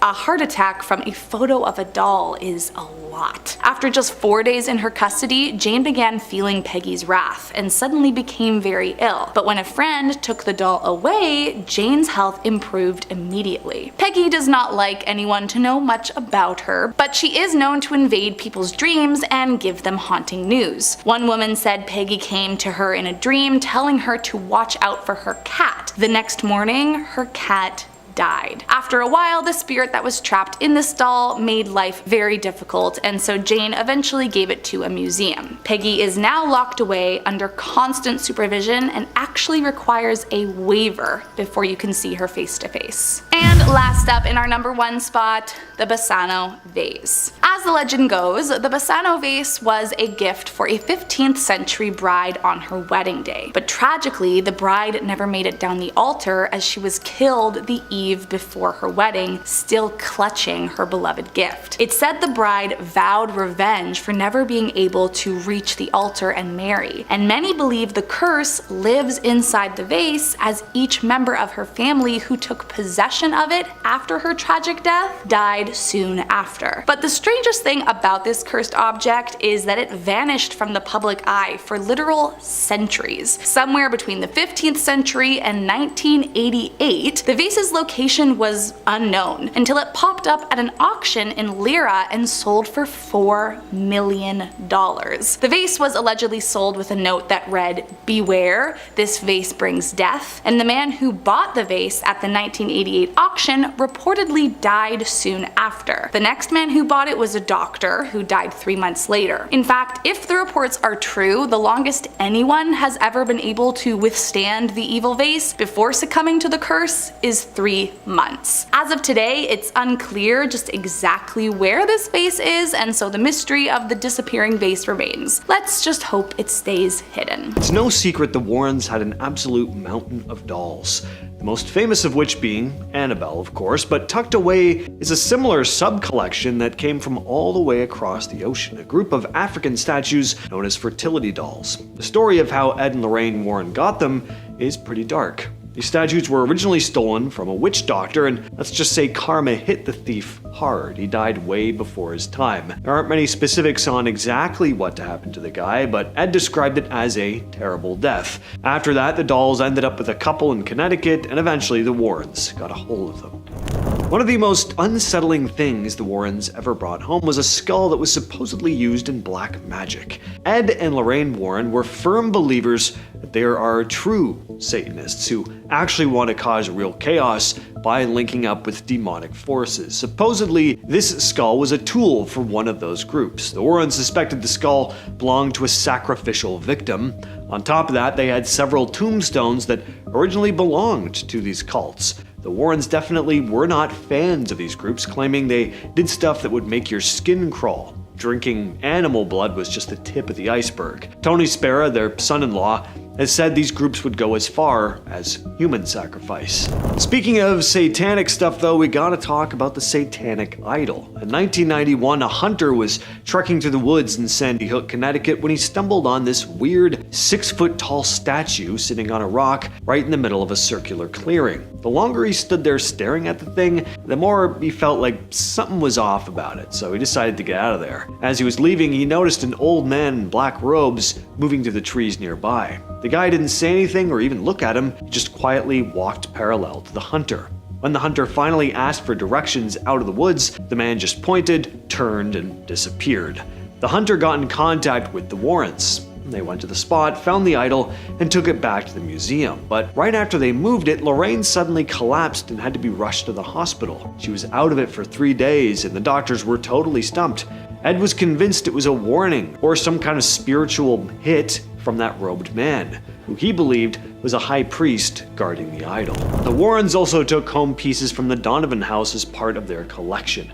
The Donovan house was one of the Warrens' heaviest cases back in 1974. It all started with a 19-year-old named Patty Donovan, who was pretty lonely and living under her parents' strict rules. She found a Ouija board and she started talking to what she thought was the spirit of a teenage boy. They ended up in a full-blown relationship, according to her, of course, and Apparently the entity told her that he loved her and that she'd eventually have 3 kids, which actually did end up happening, but before the happy ending, things got pretty terrifying. The house started going nuts. The car wouldn't start. Shrubs were getting ripped out of the lawn. There was a constant pounding on the walls, and sometimes the water would turn red. Then there was also all the more classic stuff you get with hauntings too. Levitating furniture, doors slamming on their own, and the sound of phantom crying. Even the cops witnessed rocks falling from the sky in front of the house. When priests couldn't fix it, the Warrens stepped in and found the place in total shambles, the walls covered in graffiti, and they saw the furniture moving with their own eyes. They realized Patty's so-called boyfriend was actually a malicious entity she'd accidentally let in. After a successful exorcism, things finally went back to normal, and the family has lived there peacefully ever since. The Shadow Doll is one of the freakiest items in the collection. The story behind it begins with 2 doll collectors who, for some reason, decided to buy this hideous doll from a dealer. Apparently it was cheap. Very first night, both collectors woke up with weird scratches in their bodies. Started having these super vivid, terrifying nightmares, only to realize they were both having the exact same dream. The scratches just kept getting worse as time went on. When they called the Warrens, Ed and Lorraine, they confirmed the doll was a conduit for a malevolent force that attacks people through their dreams while causing real physical damage. Ed used to tell people during museum tours that the Shadow Doll was known to actually stop people's hearts while they were trapped in those nightmares. Of course, even the musical instruments in the Warrens' collection are haunted. There's an infamous piano at the Warrens' Occult Museum. Ed Warren used to say he'd hear it late at night, waking up to a chill down his spine, hearing these soft notes coming from the basement where their collection was. Now, of course, no one was ever down there. Every time he went to see what was making the sound, it would stop. And then there'd just be this heavy silence. As for the story of this piano, apparently it originally came from the home of a priest who died, and the Warrens figured the spirit from that home might have followed it to the museum. In terms of when the piano would start playing, it definitely happened more at night, but not exclusively. There was really no schedule. Night or day, the piano could start playing anytime. Ed eventually brought in a priest to bless the museum, and for a while it worked. The piano stopped playing, but that never lasted. Every few months, the notes would start again. At first softly, then louder, until another blessing had to be done. And next up, we have the music box. One of the Warrens' most famous cases is the Perron family haunting, the story that inspired the first Conjuring movie. And if you're familiar with that movie, you probably know about the music box, because the Warrens actually brought the real one back to their museum, and it has a creepy history of its own. In January 1971, the Perrons, Carolyn and Roger, along with their 5 daughters, moved into a huge farmhouse in Rhode Island. From the start, things were off about the place. Started small. Carolyn would notice her broom missing. Sometimes she'd find it in places she'd never have left it on her own. There were also scraping noises in the kitchen when no one was there, and small piles of dirt would show up on freshly cleaned floors, and things only got worse. The house would also fill with this awful smell, almost like rotting flesh. Roger said going into the basement gave him this deep, unsettling feeling. And the worst part was that the girls started waking up screaming that their beds were being lifted off the floor. They also started seeing figures around the house. Some seemed okay as ghostly entities can be, but others had this dark, heavy presence about them. When Carolyn looked into the house's history, she found it had been in the same family for 8 generations. And a lot of those people died in really unsettling ways. The most disturbing part was that several people had in the attic. One spirit that gets mentioned a lot is Bathsheba Sherman, who lived there in the 1800s. She was accused of witchcraft after an infant in her care mysteriously died. Andrea Perron, the oldest daughter, said she was tormented by Sherman's spirit, who saw herself as the mother of the house and hated Carolyn Perron for moving in and taking that place. Eventually the Warrens were called in. They tried a seance. Carolyn became possessed, speaking a different voice and language, levitating in her chair before being thrown across the room. After that, Roger kicked the Warrens out and told them never to come back. The family ended up staying in that house for almost 10 years. They finally left in 1980, and the activity stopped. One of the creepiest details was how certain objects seemed to draw the activity, like the music box. Sometimes it would just start playing on its own. The Warrens took a bunch of items back to the museum, including the music box, which, according to them, would still occasionally play by itself. There's a piece of jewelry in the Warrens' collection with a serious reputation as well. You'd think a simple pearl necklace would be harmless, but the pearls of death proved otherwise. According to the Warrens, the moment a woman put it on, she suddenly clutched at her throat, as if the pearls themselves were constricting her. Breathing became nearly impossible, all the color drained from her face, but as soon as the necklace was ripped off, she was fine. According to the Warrens, this wasn't just a freak coincidence, this was the result of some kind of deliberate curse. On their museum tours, they talk about how objects like this can be used as vessels for dark energy. Just like a priest can bless a cross or a statue to channel positive power, some can perform rituals to embed negative energy into an item. The Pearls of Death were obviously one of those objects, designed to harm anyone who touched them. So the Warrens kept it in their collection, locked safely away. Tony Spera often said that handling the pearls, even just briefly, would bring this overwhelming sense of dread. And the last object on the list is something completely unexpected, but before we get to it, we'll start with a story. In Brookfield, Connecticut back in 1981, Debbie Glatzel's 11-year-old brother David started seeing an old man in their new house, warning the family to leave. Now, luckily the man wasn't actually there. It sounded like the kid was just imagining things, but when David started having violent nightmares, waking up covered in scratches and bruises, claiming the figure had turned into something demonic, trying to take his soul, well, Debbie and her fiancé, Art Johnson, brought in priests. Nothing changed though, so that's when Ed and Lorraine Warren stepped in. The Warrens believed David was possessed by multiple entities. During a series of exorcisms, Johnson kept trying to save David by taunting the entity, trying to draw it into himself in David's place. Around this time, David reportedly levitated, spoke in strange voices, and warned that something terrible was going to happen. Months later, that warning seemed to play out. At a gathering, their landlord, Alan Bono, got intoxicated and started harassing Debbie's cousin. Johnson stepped in, things escalated. Witnesses say he started growling before attacking Bono with a blade. Bono died later that day. In court, the Warrens tried to argue demonic possession as part of Johnson's defense, but Judge Robert Callahan shut it down, calling this unscientific. Johnson was convicted of manslaughter and served about 5 years. The case became known as the Demon Trial, and the Warrens stood by their claims, backed by several priests. And the object tied to all this? A toy dinosaur that belonged to David, now housed in the Warrens' collection. Supposedly, one of the entities would speak through the toy. In our number 6 spot today, we have the Belcourt Castle chairs. Belcourt Castle is located in Newport, Rhode Island, and it is a former summer cottage. Construction on the cottage started in 1891, with it being completed in 1894, and inside there is a ballroom. This ballroom is important because it is said that it holds a group of haunted chairs. People who have visited the castle have reported a ton of strange happenings regarding this specific set of chairs.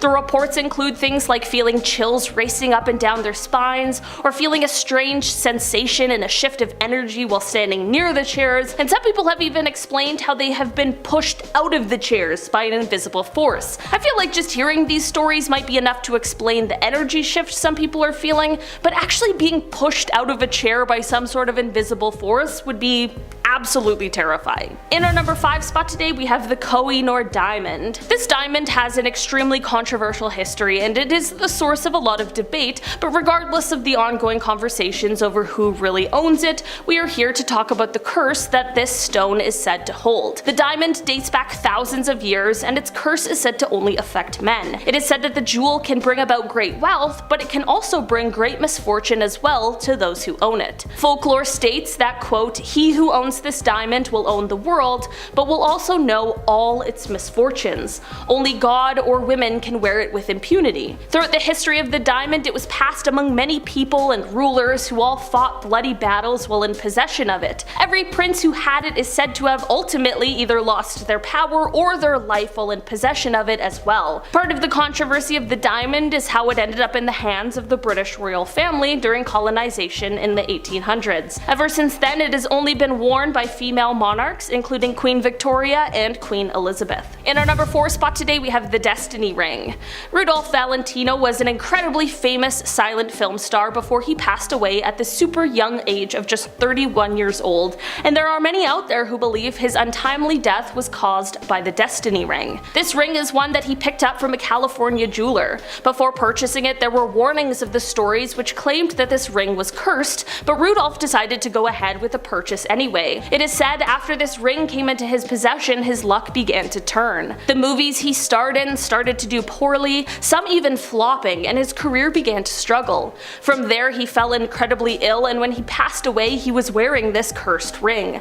From there, after his death, his lover ended up receiving the ring, but once it was in her possession, she too fell extremely ill and she decided to give the ring away. All the owners after that were reported to have died in strange ways or under mysterious circumstances, which has led to the ring now being placed in a bank vault, all locked up so that it hopefully can never cause harm to anyone again. In our number 3 spot today, we have The Orphan's Story.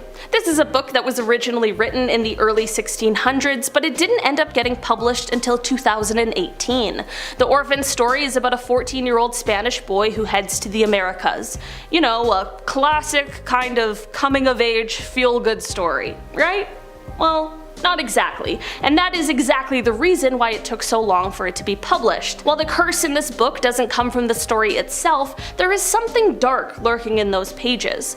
The book's publisher, Belinda Palacios, who worked on the book for 2 years, explained that throughout those years, she was often warned of the cursed book and how every publisher who had tried to work on it before ended up passing away in a mysterious way before they could finish the book. When Belinda looked into this, it turned out to be true. Her research showed that those who tried to edit the book before either found themselves in horrible accidents or with strange illnesses. Luckily, Belinda made it through the process unscathed, so let's hope that maybe the curse has been lifted. Either way, it's probably one I'll personally stay away from. In our number 2 spot today, we have The Van. Dr. Kevorkian was a man who's called an angel of death. If you haven't heard of these people before, they are doctors who like to euthanize patients, normally against their will. So this piece of work was doing just that, and one of his most important tools was his large white van. Yeah, huge red flag already. The van later went on to have the nickname Deathmobile, and it made headlines again when it found its way into a pawn shop. The reason the person who had previously had it didn't want it anymore is because they claimed that there were strange occurrences that began happening once it was in their possession. This story led to paranormal investigator and ghost hunter Zach Bagan purchasing it. Apparently, people who enter the van immediately feel just overwhelming sadness, and they also feel like there are unseen eyes that are watching them at all times. In our number 1 spot today, we have the Cursed Chest. The story of this cursed chest starts off with a horrible person named Jeremiah Graham, who is said to have been making preparations for his firstborn son. Part of these preparations was having a hand-carved chest made, and the person he got to make this chest was a man who he had enslaved named Remus. When Remus finished the chest, Jeremiah was not satisfied, so he began to harm Remus, who would unfortunately later pass away from his injuries. The other people who lived and worked in the home were rightfully horrified and angry about this situation, so they decided to sprinkle dried owl blood inside of the drawers, all while placing a curse on the chest. It is said that the curse brought tragedy to anyone who put their clothes inside of it, and apparently it is a curse that is working with a vengeance, as it is said that this chest and the curse are responsible for taking the lives of at least 16 people. 10. Dybbuk box. In Jewish folklore, a Dybbuk is an evil spirit. Supposedly, someone accidentally summoned the demon while using a homemade Ouija board, but managed to trap it inside the wine cabinet. The Dybbuk box came to light in 2001 when Kevin Mannis purchased it and started having terrible nightmares. He then decided to gift the cabinet to his mother, who suffered a stroke the very day she received it. Not just this, but every person who ever owned that wine cabinet has reported experiencing horrible events. The last owner of the cabinet, Jason Haxton, found out the box possesses a spirit of a malicious Jewish creature called a Dybbuk, who has the ability to haunt and possess the living. Jason not only had nightmares, but also developed a strange skin disease and began coughing up blood. At that point, Jason contacted his local rabbis and sealed the Dybbuk back in the box. Jason later, wanting nothing to do with the box, gave the cabinet to Zach to display it in his museum. You actually may have heard of this box before, because in 2000 2018, fans of rapper Post Malone claimed that his spat of bad luck was caused by his contact with the cabinet. Number 9. Charles Manson's cremated ashes. Charles Manson was a criminal who created a cult called the Manson family. It was active in California in the late 1960s and early 1970s. Now, the group consisted of approximately 100 followers who had lived an unconventional lifestyle and frequently used psychoactive substances. Now, the members of the cult believed that he was Jesus Christ and followed everything he did. Now, some members committed a series of 9 deaths at 4 locations in July and August of 1969. In 1971, Manson was convicted of first-degree homicide and conspiracy to commit homicide for the deaths of 7 people, including the film actress Sharon Tate. When Charles Manson died, his body was cremated, and some of his followers actually took fragments of his ashes to keep as a memento. This led to such creations as the Ryan Almighty blood paintings of Manson, in which the eyes were filled in with Charles's own cremains. Painted in Ryan's own blood, the artistry has to be appreciated, but the morbidness of the painting with the cremated ashes included makes for a unique piece, to say the least. This very painting is on display at the museum along with other Charles Manson memorabilia, including a prison-worn outfit, Manson's own TV, and even more ashes in a display case along with Manson's dentures. Number 8. Love Ranch Bed. Zach acquired the bed and bedroom furniture of Bunny Ranch and Love Ranch owner Dennis Hoff, which eerily includes the mattress Dennis died on. Dennis died in that room of a heart attack on October 16, 2018. He was 72 years old. Now, this just so happens to be the same mattress Lamar Odom was on when he overdosed 3 years prior in October 2015. Safe to say, a lot of bad things have happened on that mattress. Zach says they never swapped out the mattress in the Love Ranch room, and now folks at the legal Nevada brothel believe it's cursed. Zach said that he was told that the bed was cursed, so of course he wanted to add it to his collection. Number 7. Dr. Jack Kevorkian's van. Jack Kevorkian publicly championed a terminal patient's right to die by physician-assisted suicide, embodied in his quote, "Dying is not a crime." It said that he assisted at least 130 patients in ending their lives. For this, he was convicted of homicide in 1999 and was often portrayed in the media with the name of Dr. Death. Jack, who died in 2011, lived out of a van for periods of his life and used it to carry out some of his crimes. Zach found this van and paid $32,500 for the rusty 1968 Volkswagen van, which has been parked in storage at the American Jewelry and Loan Pawn Shop on 8 Mile in Detroit. Now it sits at his museum for all to see. Number 6. Demon House Staircase. From a very intriguing standalone documentary of the same name, the Demon House was an investigation undertaken by Zach and the team at a home in Indiana, where the family claimed that numerous members of the family had been possessed by a spirit. The local police department and even social services within the local area were convinced that the house was some way haunted. From footsteps in the corridor to full-on body possession, the Demon House creeped Zach and the team out more than anything we've witnessed on the show before. Now, Zach actually purchased the home for himself for investigations back in 2014 and used it to film the documentary before bulldozing it entirely in 2016, taking pieces of it, including the staircase, back to the haunted museum. Number 5. The house itself. The mansion housing the museum has reportedly been haunted for years. It was built in 1938 and owned by businessman Cyril S. Wenger, and rumor has it dark rituals took place in the basement in the 1970s. There was a pentagram found in the basement, and this is where supposedly a young boy was sacrificed. It is some kind of satanic altar supposedly to invoke the spirits down there, and it's an extremely evil place in the house. During the tour, they try to usher people through the basement as quickly as possible because it's so scary. Now, the mansion at one point was turned into a law firm where strange occurrences continued before the place was purchased by Zach and was eventually converted into Zach Bagans' The Haunted Museum. Coming in at number 4.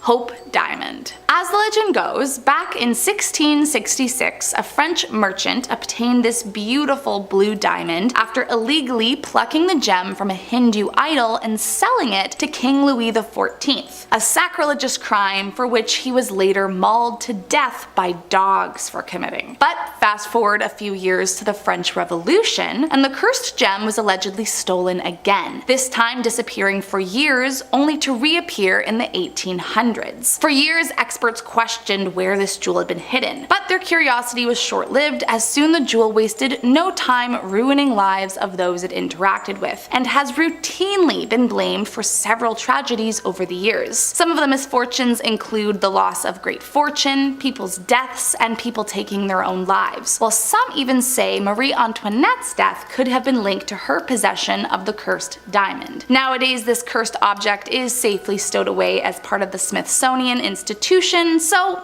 let's just hope it's never found and stolen again. Otherwise, who knows what could be unleashed. Moving on to number 3, Busby chair. As the story goes, Thomas Busby was strangely obsessed and protective of this beloved chair, and killed his father-in-law after he found him sitting in it without permission. Before his execution was finalized, Thomas was given one final request, and he chose to have one last drink in his chair. And according to legend, his last words were, "May death come to anyone who dares sit in my chair." Now, of course, no one took this entirely seriously at first. He was a man facing death and was bound to spew a concerning thing or two. Plus, he was known to be a liar and a killer, so no one really took his words to heart. That was until people actually started dying. After Busby's death, multiple reports arose of one tragedy after another, and each of them came from someone who had sat in the killer's beloved chair. One man was found hanging outside the Busby Stoop Inn after sitting in the chair, and many soldiers who sat in the chair during World War II died days later. But nowadays, for the safety of everyone, the chair lives in England Thirsk Museum, hanging from the ceiling so that no one else can ever accidentally be cursed by the evil seat. Coming in at number 2,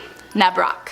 In 17th century Iceland, there was a well-known witchcraft ritual where people would create pants out of the skin of the deceased in hopes of a better life for them and their families moving forward. Called nabrak, meaning corpse breeches, or more commonly referred to as necro pants nowadays, the pants were made as a talisman to magically summon more money for whoever made them. However, there was a catch. The man in question had to have consented before death, and the deed could only be done after the burial had taken place. Once loved ones said their goodbyes, you were free to dig up the corpse and peel off the skin, being careful to keep it all in one piece. It was believed that no holes or tears could occur, otherwise the power of the necropants would be lost. But disgustingly, it didn't stop there. Once you had fashioned the pants and put them on your person, the ritual demanded you head out into the village and steal one coin from a destitute widow. From there, the coin was to be placed in the groin of the pants, along with a traditional Icelandic sigil for the ritual to be complete. There is only one known pair of such pants remaining today, and it's hidden in the Museum of Icelandic Sorcery and Witchcraft. And if you ask me, they are just about the most terrifying thing I can think of. And last up in our number 1 spot, the Devil's Rocking Chair. In the early 1950s, the Glatzel family received this rocking chair, but by the summer of 1980, this piece of furniture would play a role in an exorcism so famous they made a movie about it. Long story short, young David Glatzel began seeing visions of what he described was a man with big black eyes, a thin face with animal features, jagged teeth, pointed ears, horns, and hooves. Soon after, David was believed to be possessed by the demon living inside the cursed chair, and that is when Ed and Lorraine Warren became involved. Then in comes Arne Johnson, the fiance of David's older sister Debbie, who allegedly during the final exorcism told the demon to leave the boy alone and come into him. As legend has it, the demon moved into Arne, who then shortly after was convicted for killing his landlord, stating in his confession that the devil had made him do it. From there, the cursed chair stayed in Ed and Lorraine's museum for many years until Zak Bagans bought it from them. However, in 2019, Zak closed down the exhibit and hid the chair away after too many terrifying supernatural encounters. That's off at number 10, the toy monkey. So it goes without saying that almost everything that is a notable part of the Conjuring series is also a real artifact that the Warrens found along the way. One of these such artifacts, who made an appearance in both The Conjuring and the spin-off Annabelle Comes Home, is the toy monkey. However, if it wasn't already obvious, it's not something to be played with. As Ed tells the reporters in the Conjuring movie, everything you see here is either haunted, cursed, or been used in some kind of ritualistic practice. Nothing is a toy, not even the toy monkey. So what exactly makes this monkey so scary in real life? Well, allegedly, it is possessed by a terrifying demon who enjoys stalking its victims before eventually killing them. So yeah, not a very nice monkey it seems. Although, nothing you'll find in this museum is terribly friendly. Coming in at number 9, a vampire coffin. As far as creepy looking things go, I have to say this is not one of the scariest looking on the list, but of course, things are not always what they appear. This coffin found at the Warrens Museum is not just called the vampire coffin because of the slightly goofy looking Count Dracula face on the top, but because it was allegedly actually used by a modern day vampire. Now, I'm not saying that this is fictional, but I will say that the details surrounding this are rather few. There is no file stating how modern this modern vampire was, or how it came to be in their possession, but I mean, it's definitely very intriguing. My only question is, where is this so-called vampire now? Was it killed, or is it roaming free? Should we be nervous that a bloodthirsty monster could be on the loose, or was it more of a Twilight vampire situation? I guess we will never know. Coming in at number 8, the famous music box. If you have seen The Conjuring, which by the way, if you haven't, you really should, then you will definitely recognize this next item here. In the film version of the story, the youngest child of the family, April, finds an antique music box in the house and uses it to communicate with the spirit of a young boy named Rory, who was supposedly killed by his mother, Bathsheba, in the 1800s. Now, of course, there are definitely larger things at play throughout the film, but at the end of it, viewers see Ed place the haunted music box inside of the room of artifacts, where it suddenly opens and begins to play its tinny music. Now, in real life, it didn't quite happen like that, but the real music box is safely tucked away in the Warrens Museum. However, legend has it that while it really does contain an evil spirit, it was not properly contained, and so some believe the demon could escape at any moment. Coming in at number 7, tombstones. When it comes to items involved in a satanic ritual, I am sure that the Warrens managed to corner that market. I mean, are there other haunted museums? Absolutely, but theirs is really the one that started it all. One of these allegedly satanically involved items you can find hiding about are a series of tombstones that the Warrens claim were used in a dark occult ritual by those who work on the darker side of the paranormal. However, what makes these tombstones especially creepy is that they reportedly belong to rather young people. And so the Warrens had reason to believe that the young people were not only used as a sacrifice, but then their tombstones were used to finalize the ritual. So, you know, just all around very dark and evil stuff. Coming in at number 6, a brick. It's not all Hollywood-based sensations inside the museum. In fact, one of their most prized and feared possessions looks about as plain as you could imagine. It's a brick, like from a house. But of course, this is no ordinary brick. It's in an occult museum after all. This brick in particular was from the Borley Rectory, a now famous building that was demolished in 1944 after it was badly damaged in a fire. But what made it such a sensation was that prior to the 1939 fire, it had long been rumored to be the most haunted building in all of the United Kingdom, which is a pretty tall order considering how many allegedly haunted buildings span across the UK. Allegedly, the night of the fire, there were over 2,000 reports of paranormal activity, including floating bricks thought to have been possessed by a poltergeist. So, if rumors are true, that would make this brick probably the most terrifying brick ever. Which, I mean, I don't know. how much competition it really has there, but still, it's a demonic brick. It's terrifying no matter what. Coming in at number 5, Pearls of Death. While it's probably a pretty safe blanket rule that you shouldn't go around touching much of anything you find in Ed and Lorraine's demonic collection, some stuff is probably a little worse than others, and this next one falls into the latter category. Notoriously one of the most dangerous items found inside the museum, the Pearls of Death is a cursed necklace said to do exactly as the name suggests. Allegedly, anyone who dares place them around their neck will be choked and suffocated to death. Now, my question about this necklace is it like a Frodo and the Ring style situation where it will call to you, slowly infecting your brain through mind control until it practically forces you to place it around your neck? Or does it just wait for someone to unknowingly do it before it unleashes all hell on the victim?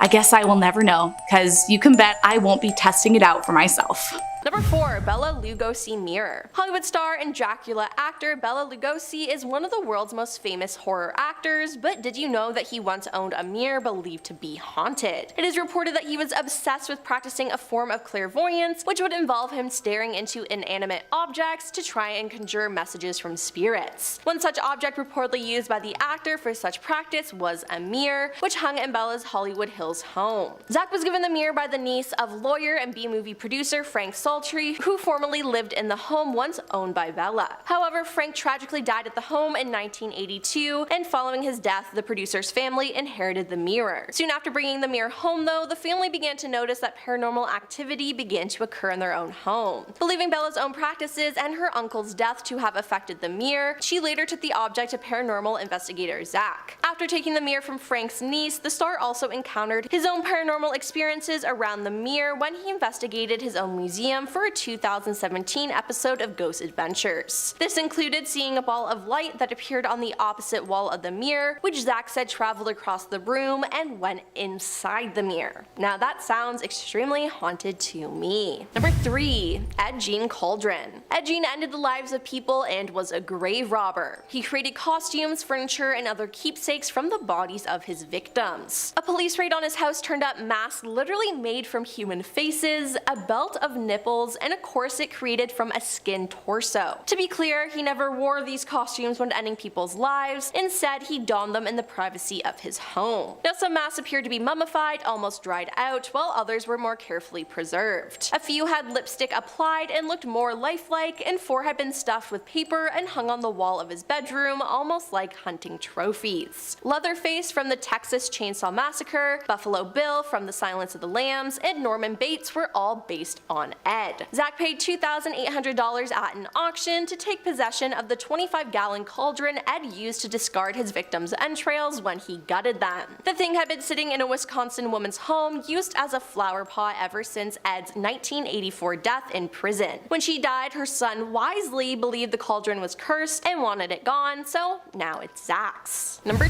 2. Peggy the Doll. Warning, looking into this doll's eyes can cause you to have health issues or even get haunted. Please watch at your own risk. Now, Peggy the Doll is a 3-foot tall doll that has a blonde hair bob with glassy blue eyes and is considered to be the most haunted and dangerous doll in the world. After being purchased at a car boot sale, the owner began having nightmares and felt as though she was being haunted by the doll. She contacted Jane Harris, a paranormal and haunted doll investigator, and eventually sent the doll to her. Jane and her team of psychics began working with the doll, running experiments, or having paranormal sessions with it, and began posting photos and videos of the doll online. That is when she began to receive comments from people who had seen the video, and immediately after viewing began to have chest pain, nausea, and or crippling headaches. So yes, she can haunt you through a screen. Jane has come to the conclusion that the doll is possessed by the spirit of a woman who was born in 1946 who died of a chest-related condition like asthma. Now, Peggy's picture alone is said to cause anxiety, heart attacks, and headaches. Now, Peggy is treated with extreme respect in the museum. She has her own room and a spirit box which is linked up to the room so guests can interact with her if they wish. Many guests have received very strange feedback through the spirit box, including being called out by name and conscious replies to certain questions asked on her guided tours. Now, looking up information about Peggy was absolutely terrifying, and Peggy, if I accidentally looked into your eyes, I am so sorry. And coming in at number 1 is the Devil's Chair. Ed and Lorraine Warren helped exorcise a possessed boy named David Glatzel in the early 80s. They did many exorcisms on David, and Lorraine said that David levitated, ceased breathing for a time, and even demonstrated the supernatural ability of precognition. During his exorcisms, there was also a rocking chair in the room that would allegedly rock on its own, levitate, and even vanish and reappear. David and Lorraine also claimed to have seen the devil sitting in it. Now, Zach purchased the chair to be on display in his museum, but he had been forced to shut down his haunted rocking chair exhibit. Why? Well, Zach and his friend noticed the door to the chair's room slowly creaked open all by itself. Zach also says a light focused on the chair went out when a power cord was mysteriously yanked out of the wall. 2 hours later, he said a woman collapsed, began bawling, and asked, "What is happening to me?" Shortly thereafter, she fell unconscious, according to Zach, who adds that the woman was upstairs,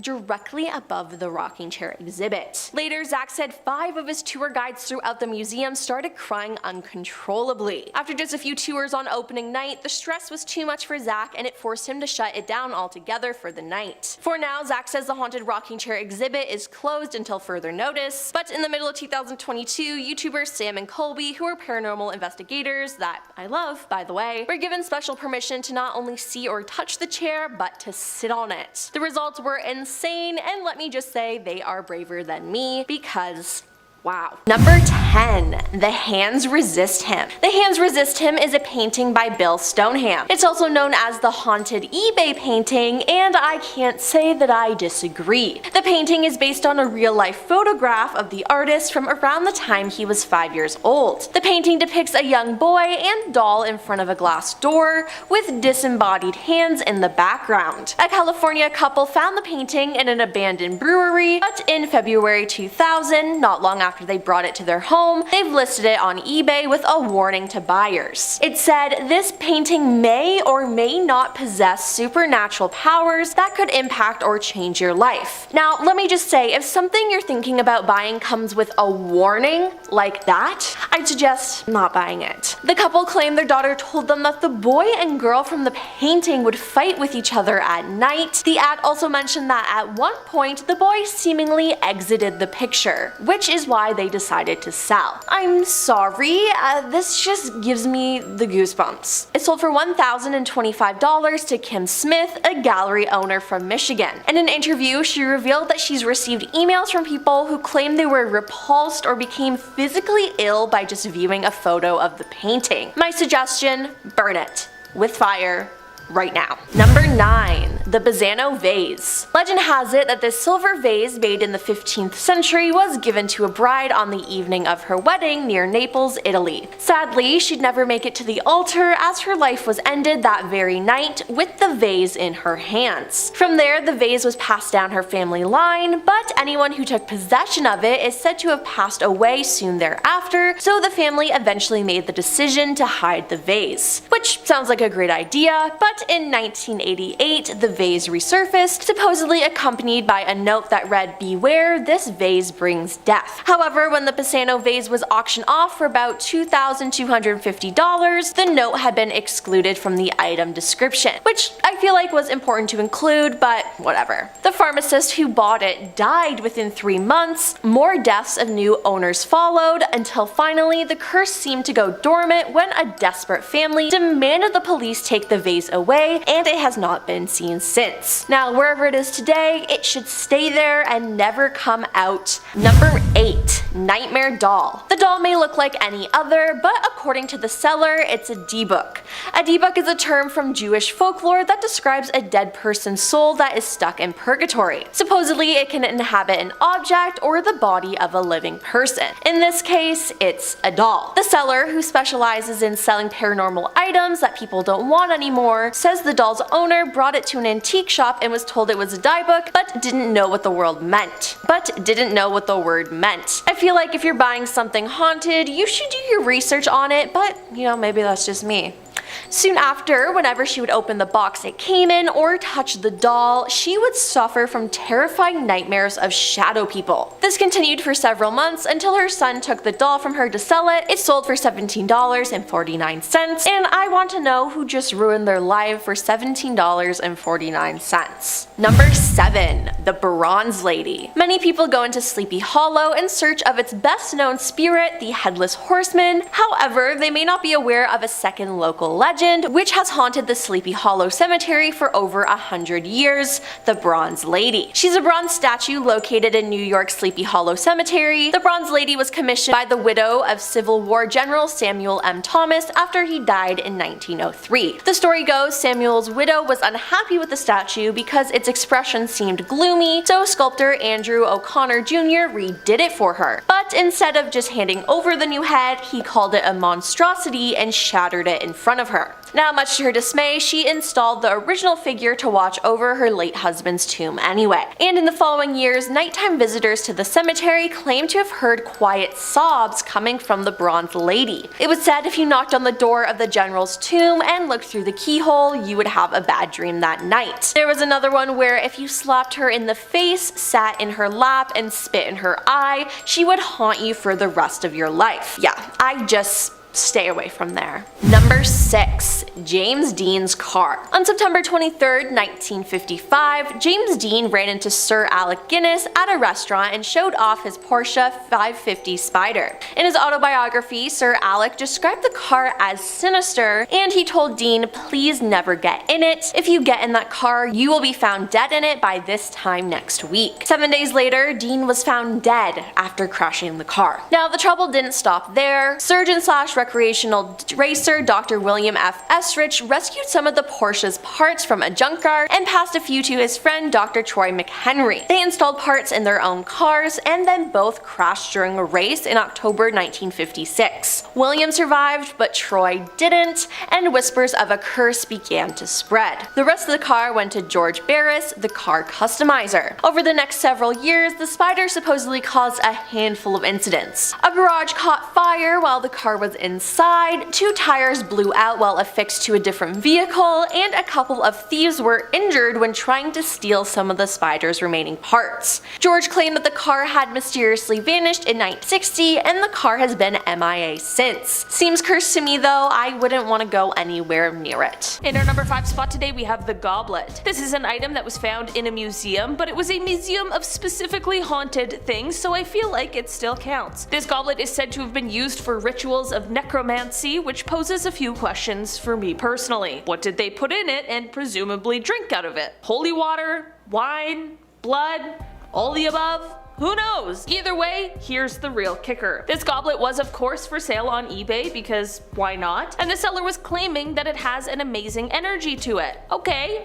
What kind of energy? Well, they said that some find it strangely positive, but that many perceive it as negative and malignant. Alright. Don't think I'll be bidding on that auction, to be perfectly honest. In our number 4 spot today, we have the Surrey Ghost Car. On December 11th, 2002, a call came into the Surrey Police Department. The caller reported that they had just seen a car lose control and run off the road and then presumably crash. It was of course an emergency call, but not necessarily anything out of the ordinary. That was until authorities got to the location and realized that they couldn't find any evidence of a crash. They kept searching and ended up finding a maroon colored car that was nose down in a ditch nearby, but this car was covered in so much undergrowth that it must have been here for months. This meant that somehow this crash went undetected for 5 months, and worst of all, so did the body that lay nearby. Using dental records, they were able to identify the body as a man who had been wanted for robbery since July of that year. It is said that the sighting of the car leaving the road was a ghostly replay of the events that had taken place 5 months prior. In our number 3 spot today, we have doorknobs. To be honest, I wasn't expecting to ever hear about haunted doorknobs, but this might just be a thing that really does exist. These doorknobs were listed on eBay, and the seller explained that they were once the knobs seen on the doors at an asylum, which truly lands on the list of creepiest places in the world. Considering everything that is said to have gone on at places like these, it truly doesn't surprise me one bit. We're looking at you, lobotomies and other horrific mental health treatments of the past. These doorknobs must have quite literally opened the door to some terrifying things that I'm sure many of us would prefer to not even think about. According to the eBay list listing the asylum that they came from after it was abandoned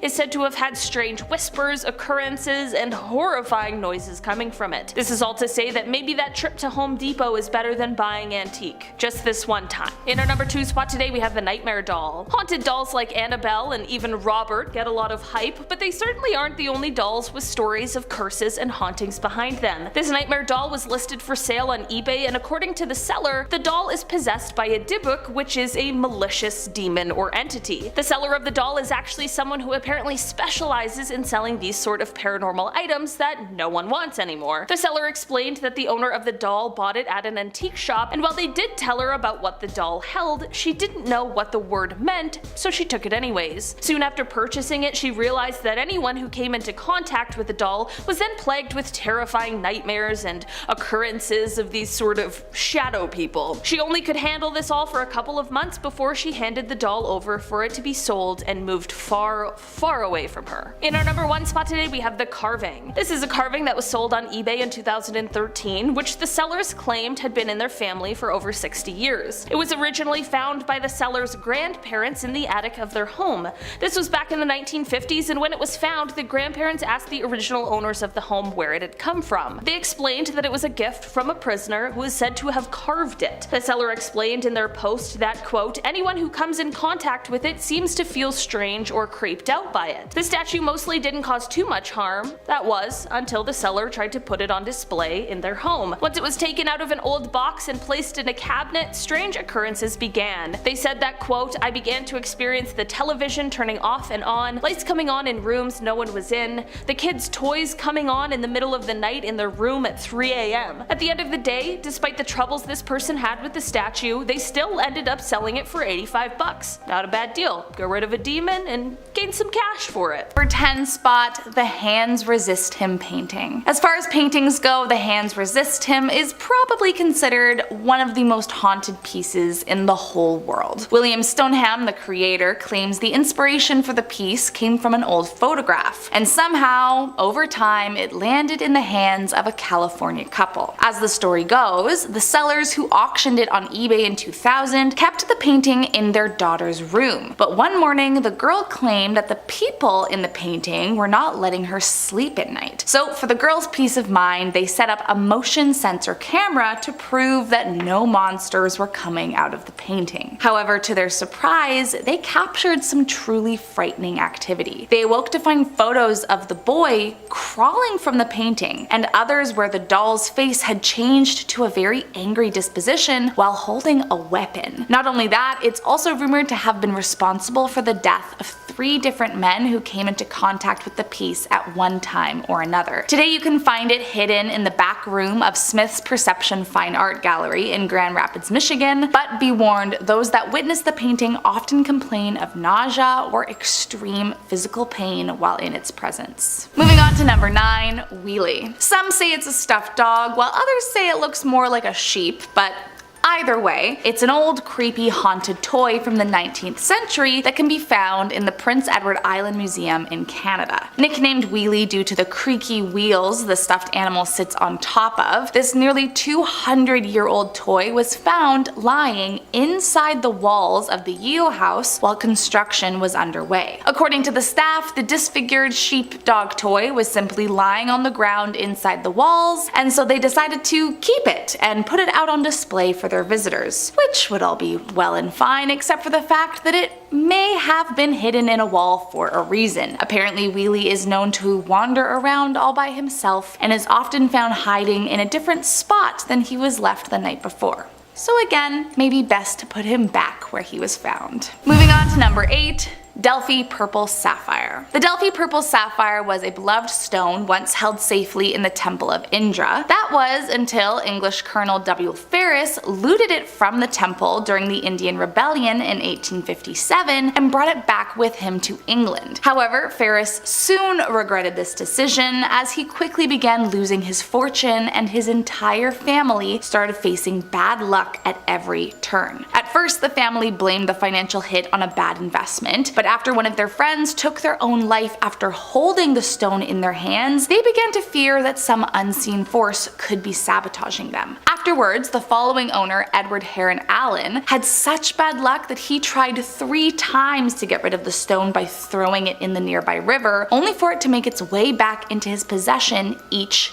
time. Eventually, Edward decided to lock up the stone in a box in an attempt to seal its powers away, but London's Natural Museum of History got wind of this so-called cursed stone and Edward gave in, giving it to them provided they did not open the box until 3 years after his death and that his daughter may never be permitted to touch it. The museum followed the strict instructions and waited before setting it out on display, but they quickly discovered Edward was not exaggerating. The museum curator who handled the stone a total of 3 times says each time something awful has happened, and so it's remained hidden ever since. Moving on to number 7. Peter Curtin's head. Hidden in the Ripley's Believe It or Not Museum in Wisconsin is one of the most haunting objects you could come across. The severed head of a dead man. But who's the guy? Well, none other than the vampire of Dusseldorf, Peter Curtin. To give you a bit of context, Peter Curtin is widely considered one of the most cruel and deranged men of the 20th century. Between 1913 to 1929, he was a rampant killer and predator, responsible for the death of 10 people, and attempted another 31 killings among his 68 crimes total. While in court, he received the nickname Vampire of Dusseldorf for reasons I'm sure you can imagine, and after freely confessing to all his crimes with no remorse, he was sentenced to execution via the guillotine. But his atrocities did not end there. In fact, shortly before he was executed, he famously turned to his psychiatrist and asked, quote, "Tell me, after my head is chopped off, will I still be able to hear, at least for a moment, the sound of my own blood gushing from the stump of my neck? That would be the pleasure to end all pleasures." Following his beheading, his head was then bisected and his brain was removed in order to be studied. The rest of his head, however, was mummified, transferred to the United States, and tucked away for everyone's safety. Moving on to number 6. Women from Lem statue. Nicknamed the Goddess of Death, this cursed limestone statue was first unearthed in 1878 in Lem, Cyprus. Estimated to date back to somewhere around 3500 BC, it's unknown who created the statue or what purpose it may have been for, but it is believed to have been owned by 4 different families, all of whom died within a few years of obtaining the artifact. The first was Lord Elfont, who 6 years after acquiring the statue died along with all 7 members of his family. Next was Ivor Minucci, whose entire family died within 4 years, followed by Lord Thompson Knoll, whose family perished within 4 years. For a while after that, the statue seemingly vanished until it wound up in the hands of Sir Alan Beaverbrook and his family, who,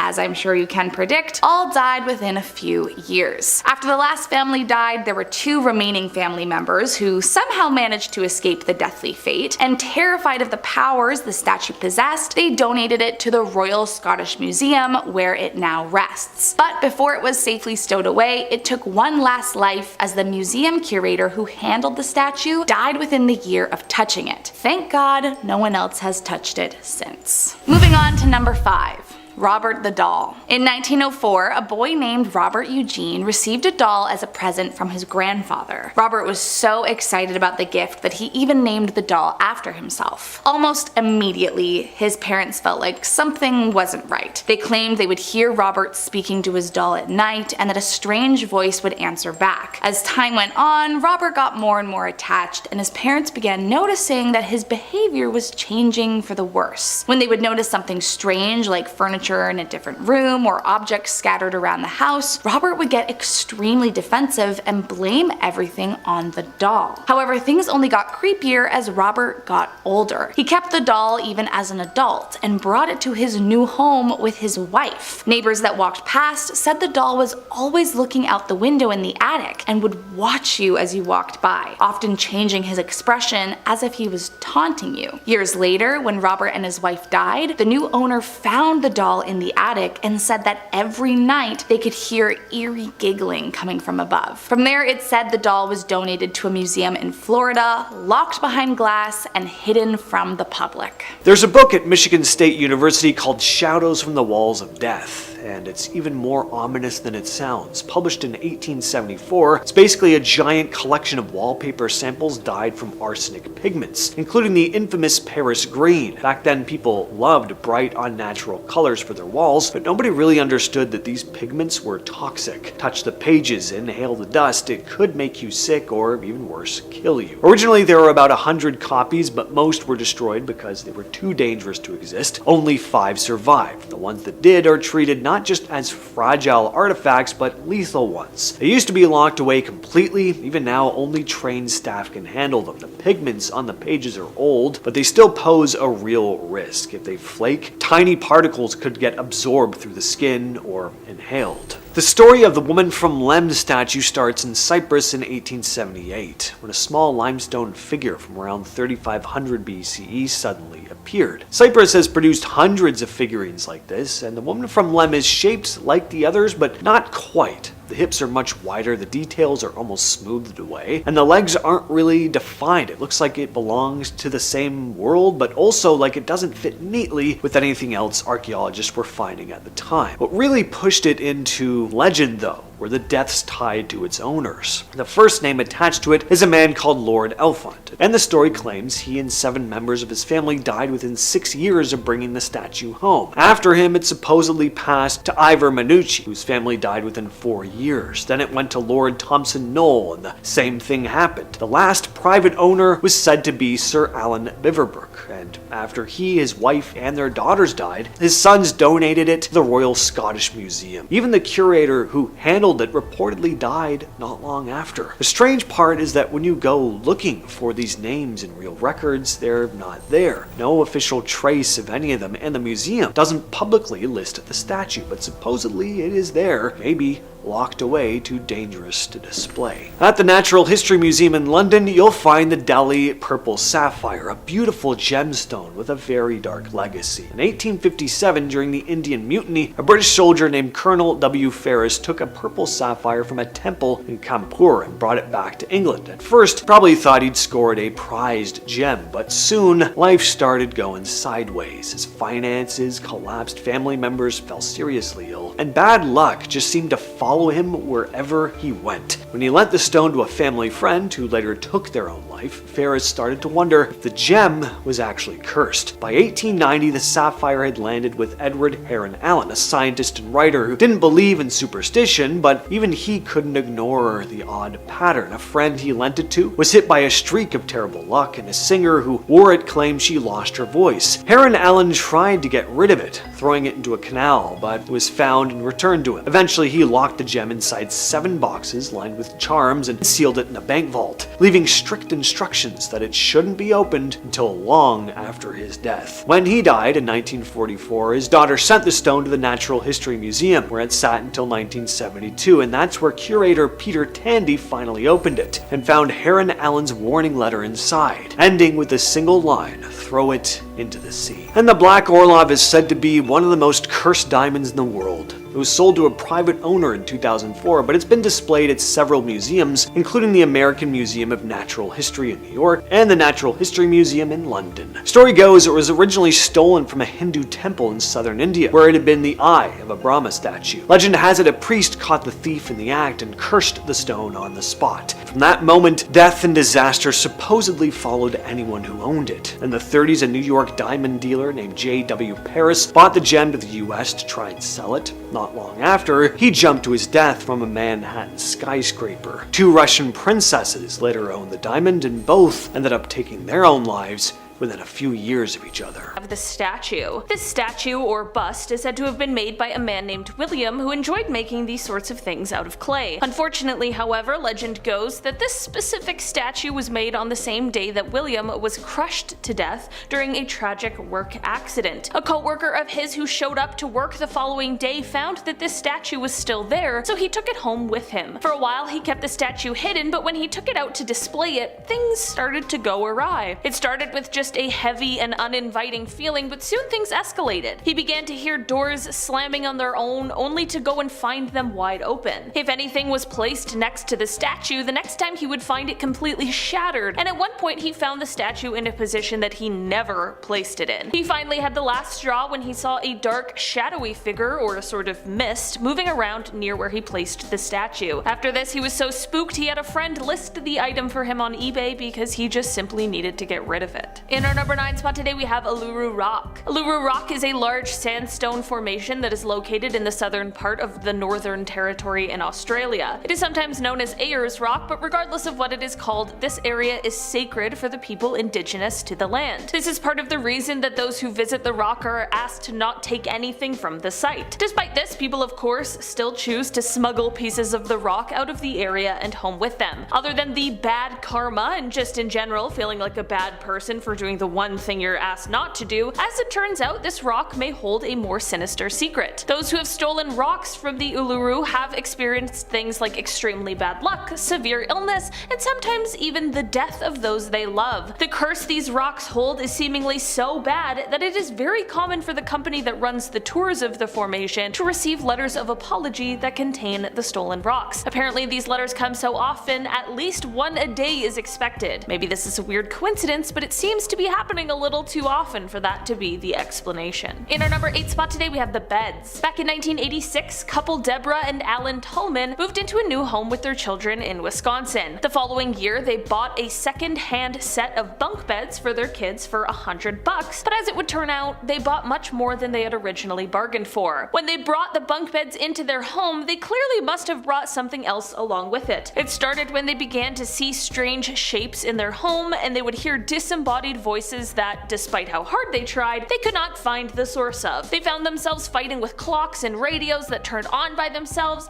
they would find furniture that had moved seemingly all by itself, and sometimes they'd even see an apparition of an old woman. In the end, they not only threw the beds in the landfill, but they also moved from the home just to be safe. As far as we know, the beds remained in the landfill, but who's to say for sure? In our number 7 spot today we have the Crying Children paintings. These paintings were a series created by an Italian painter who was known as Giovanni Bregolin, but his name was really Bruno Amarillo. Bruno was born in Venice in 1911 and fought in World War II, which ended up being the inspiration for a lot of his paintings. During his time in the war, he saw a lot of suffering, and this is where he got the idea for the series of Crying Children paintings. After the paintings were sold, there began to be reports of fires in all of the places where the paintings were held. While this could have just been a strange coincidence, the weirdest part is that the paintings always remained intact while everything else around them was burned. This quickly became the most talked about thing and was on the front of every newspaper, and the paintings quickly gained the nickname Diablo. It caused the paintings to end up being replicated and mass produced, but none of the replicas hold quite the same powers as the originals. In our number 6 spot today we have the Goddess statue. The Goddess of Death statue is also known as the Woman from the Lem. This artifact was made out of limestone and it was created somewhere around 3500 BC and was found in Cyprus in 1878. Over the years it has belonged to many different families who all have been ruined and dismantled by death. After the first 6 years of ownership, all 7 members of the first family died. It then moved on to a second owner, and after 4 years death began to come to him and his family as well. There was then a long period where it was unclaimed, but once the third family finally got a hold of it, several members of that family began to die as well. The third family ended up turning it over to the Royal Scottish Museum because it is of course an ancient relic, but legend goes that the museum curator who initially took care of it died within a year of receiving it. So maybe the curse lives on. In our number 5 spot today we have Robert the Doll.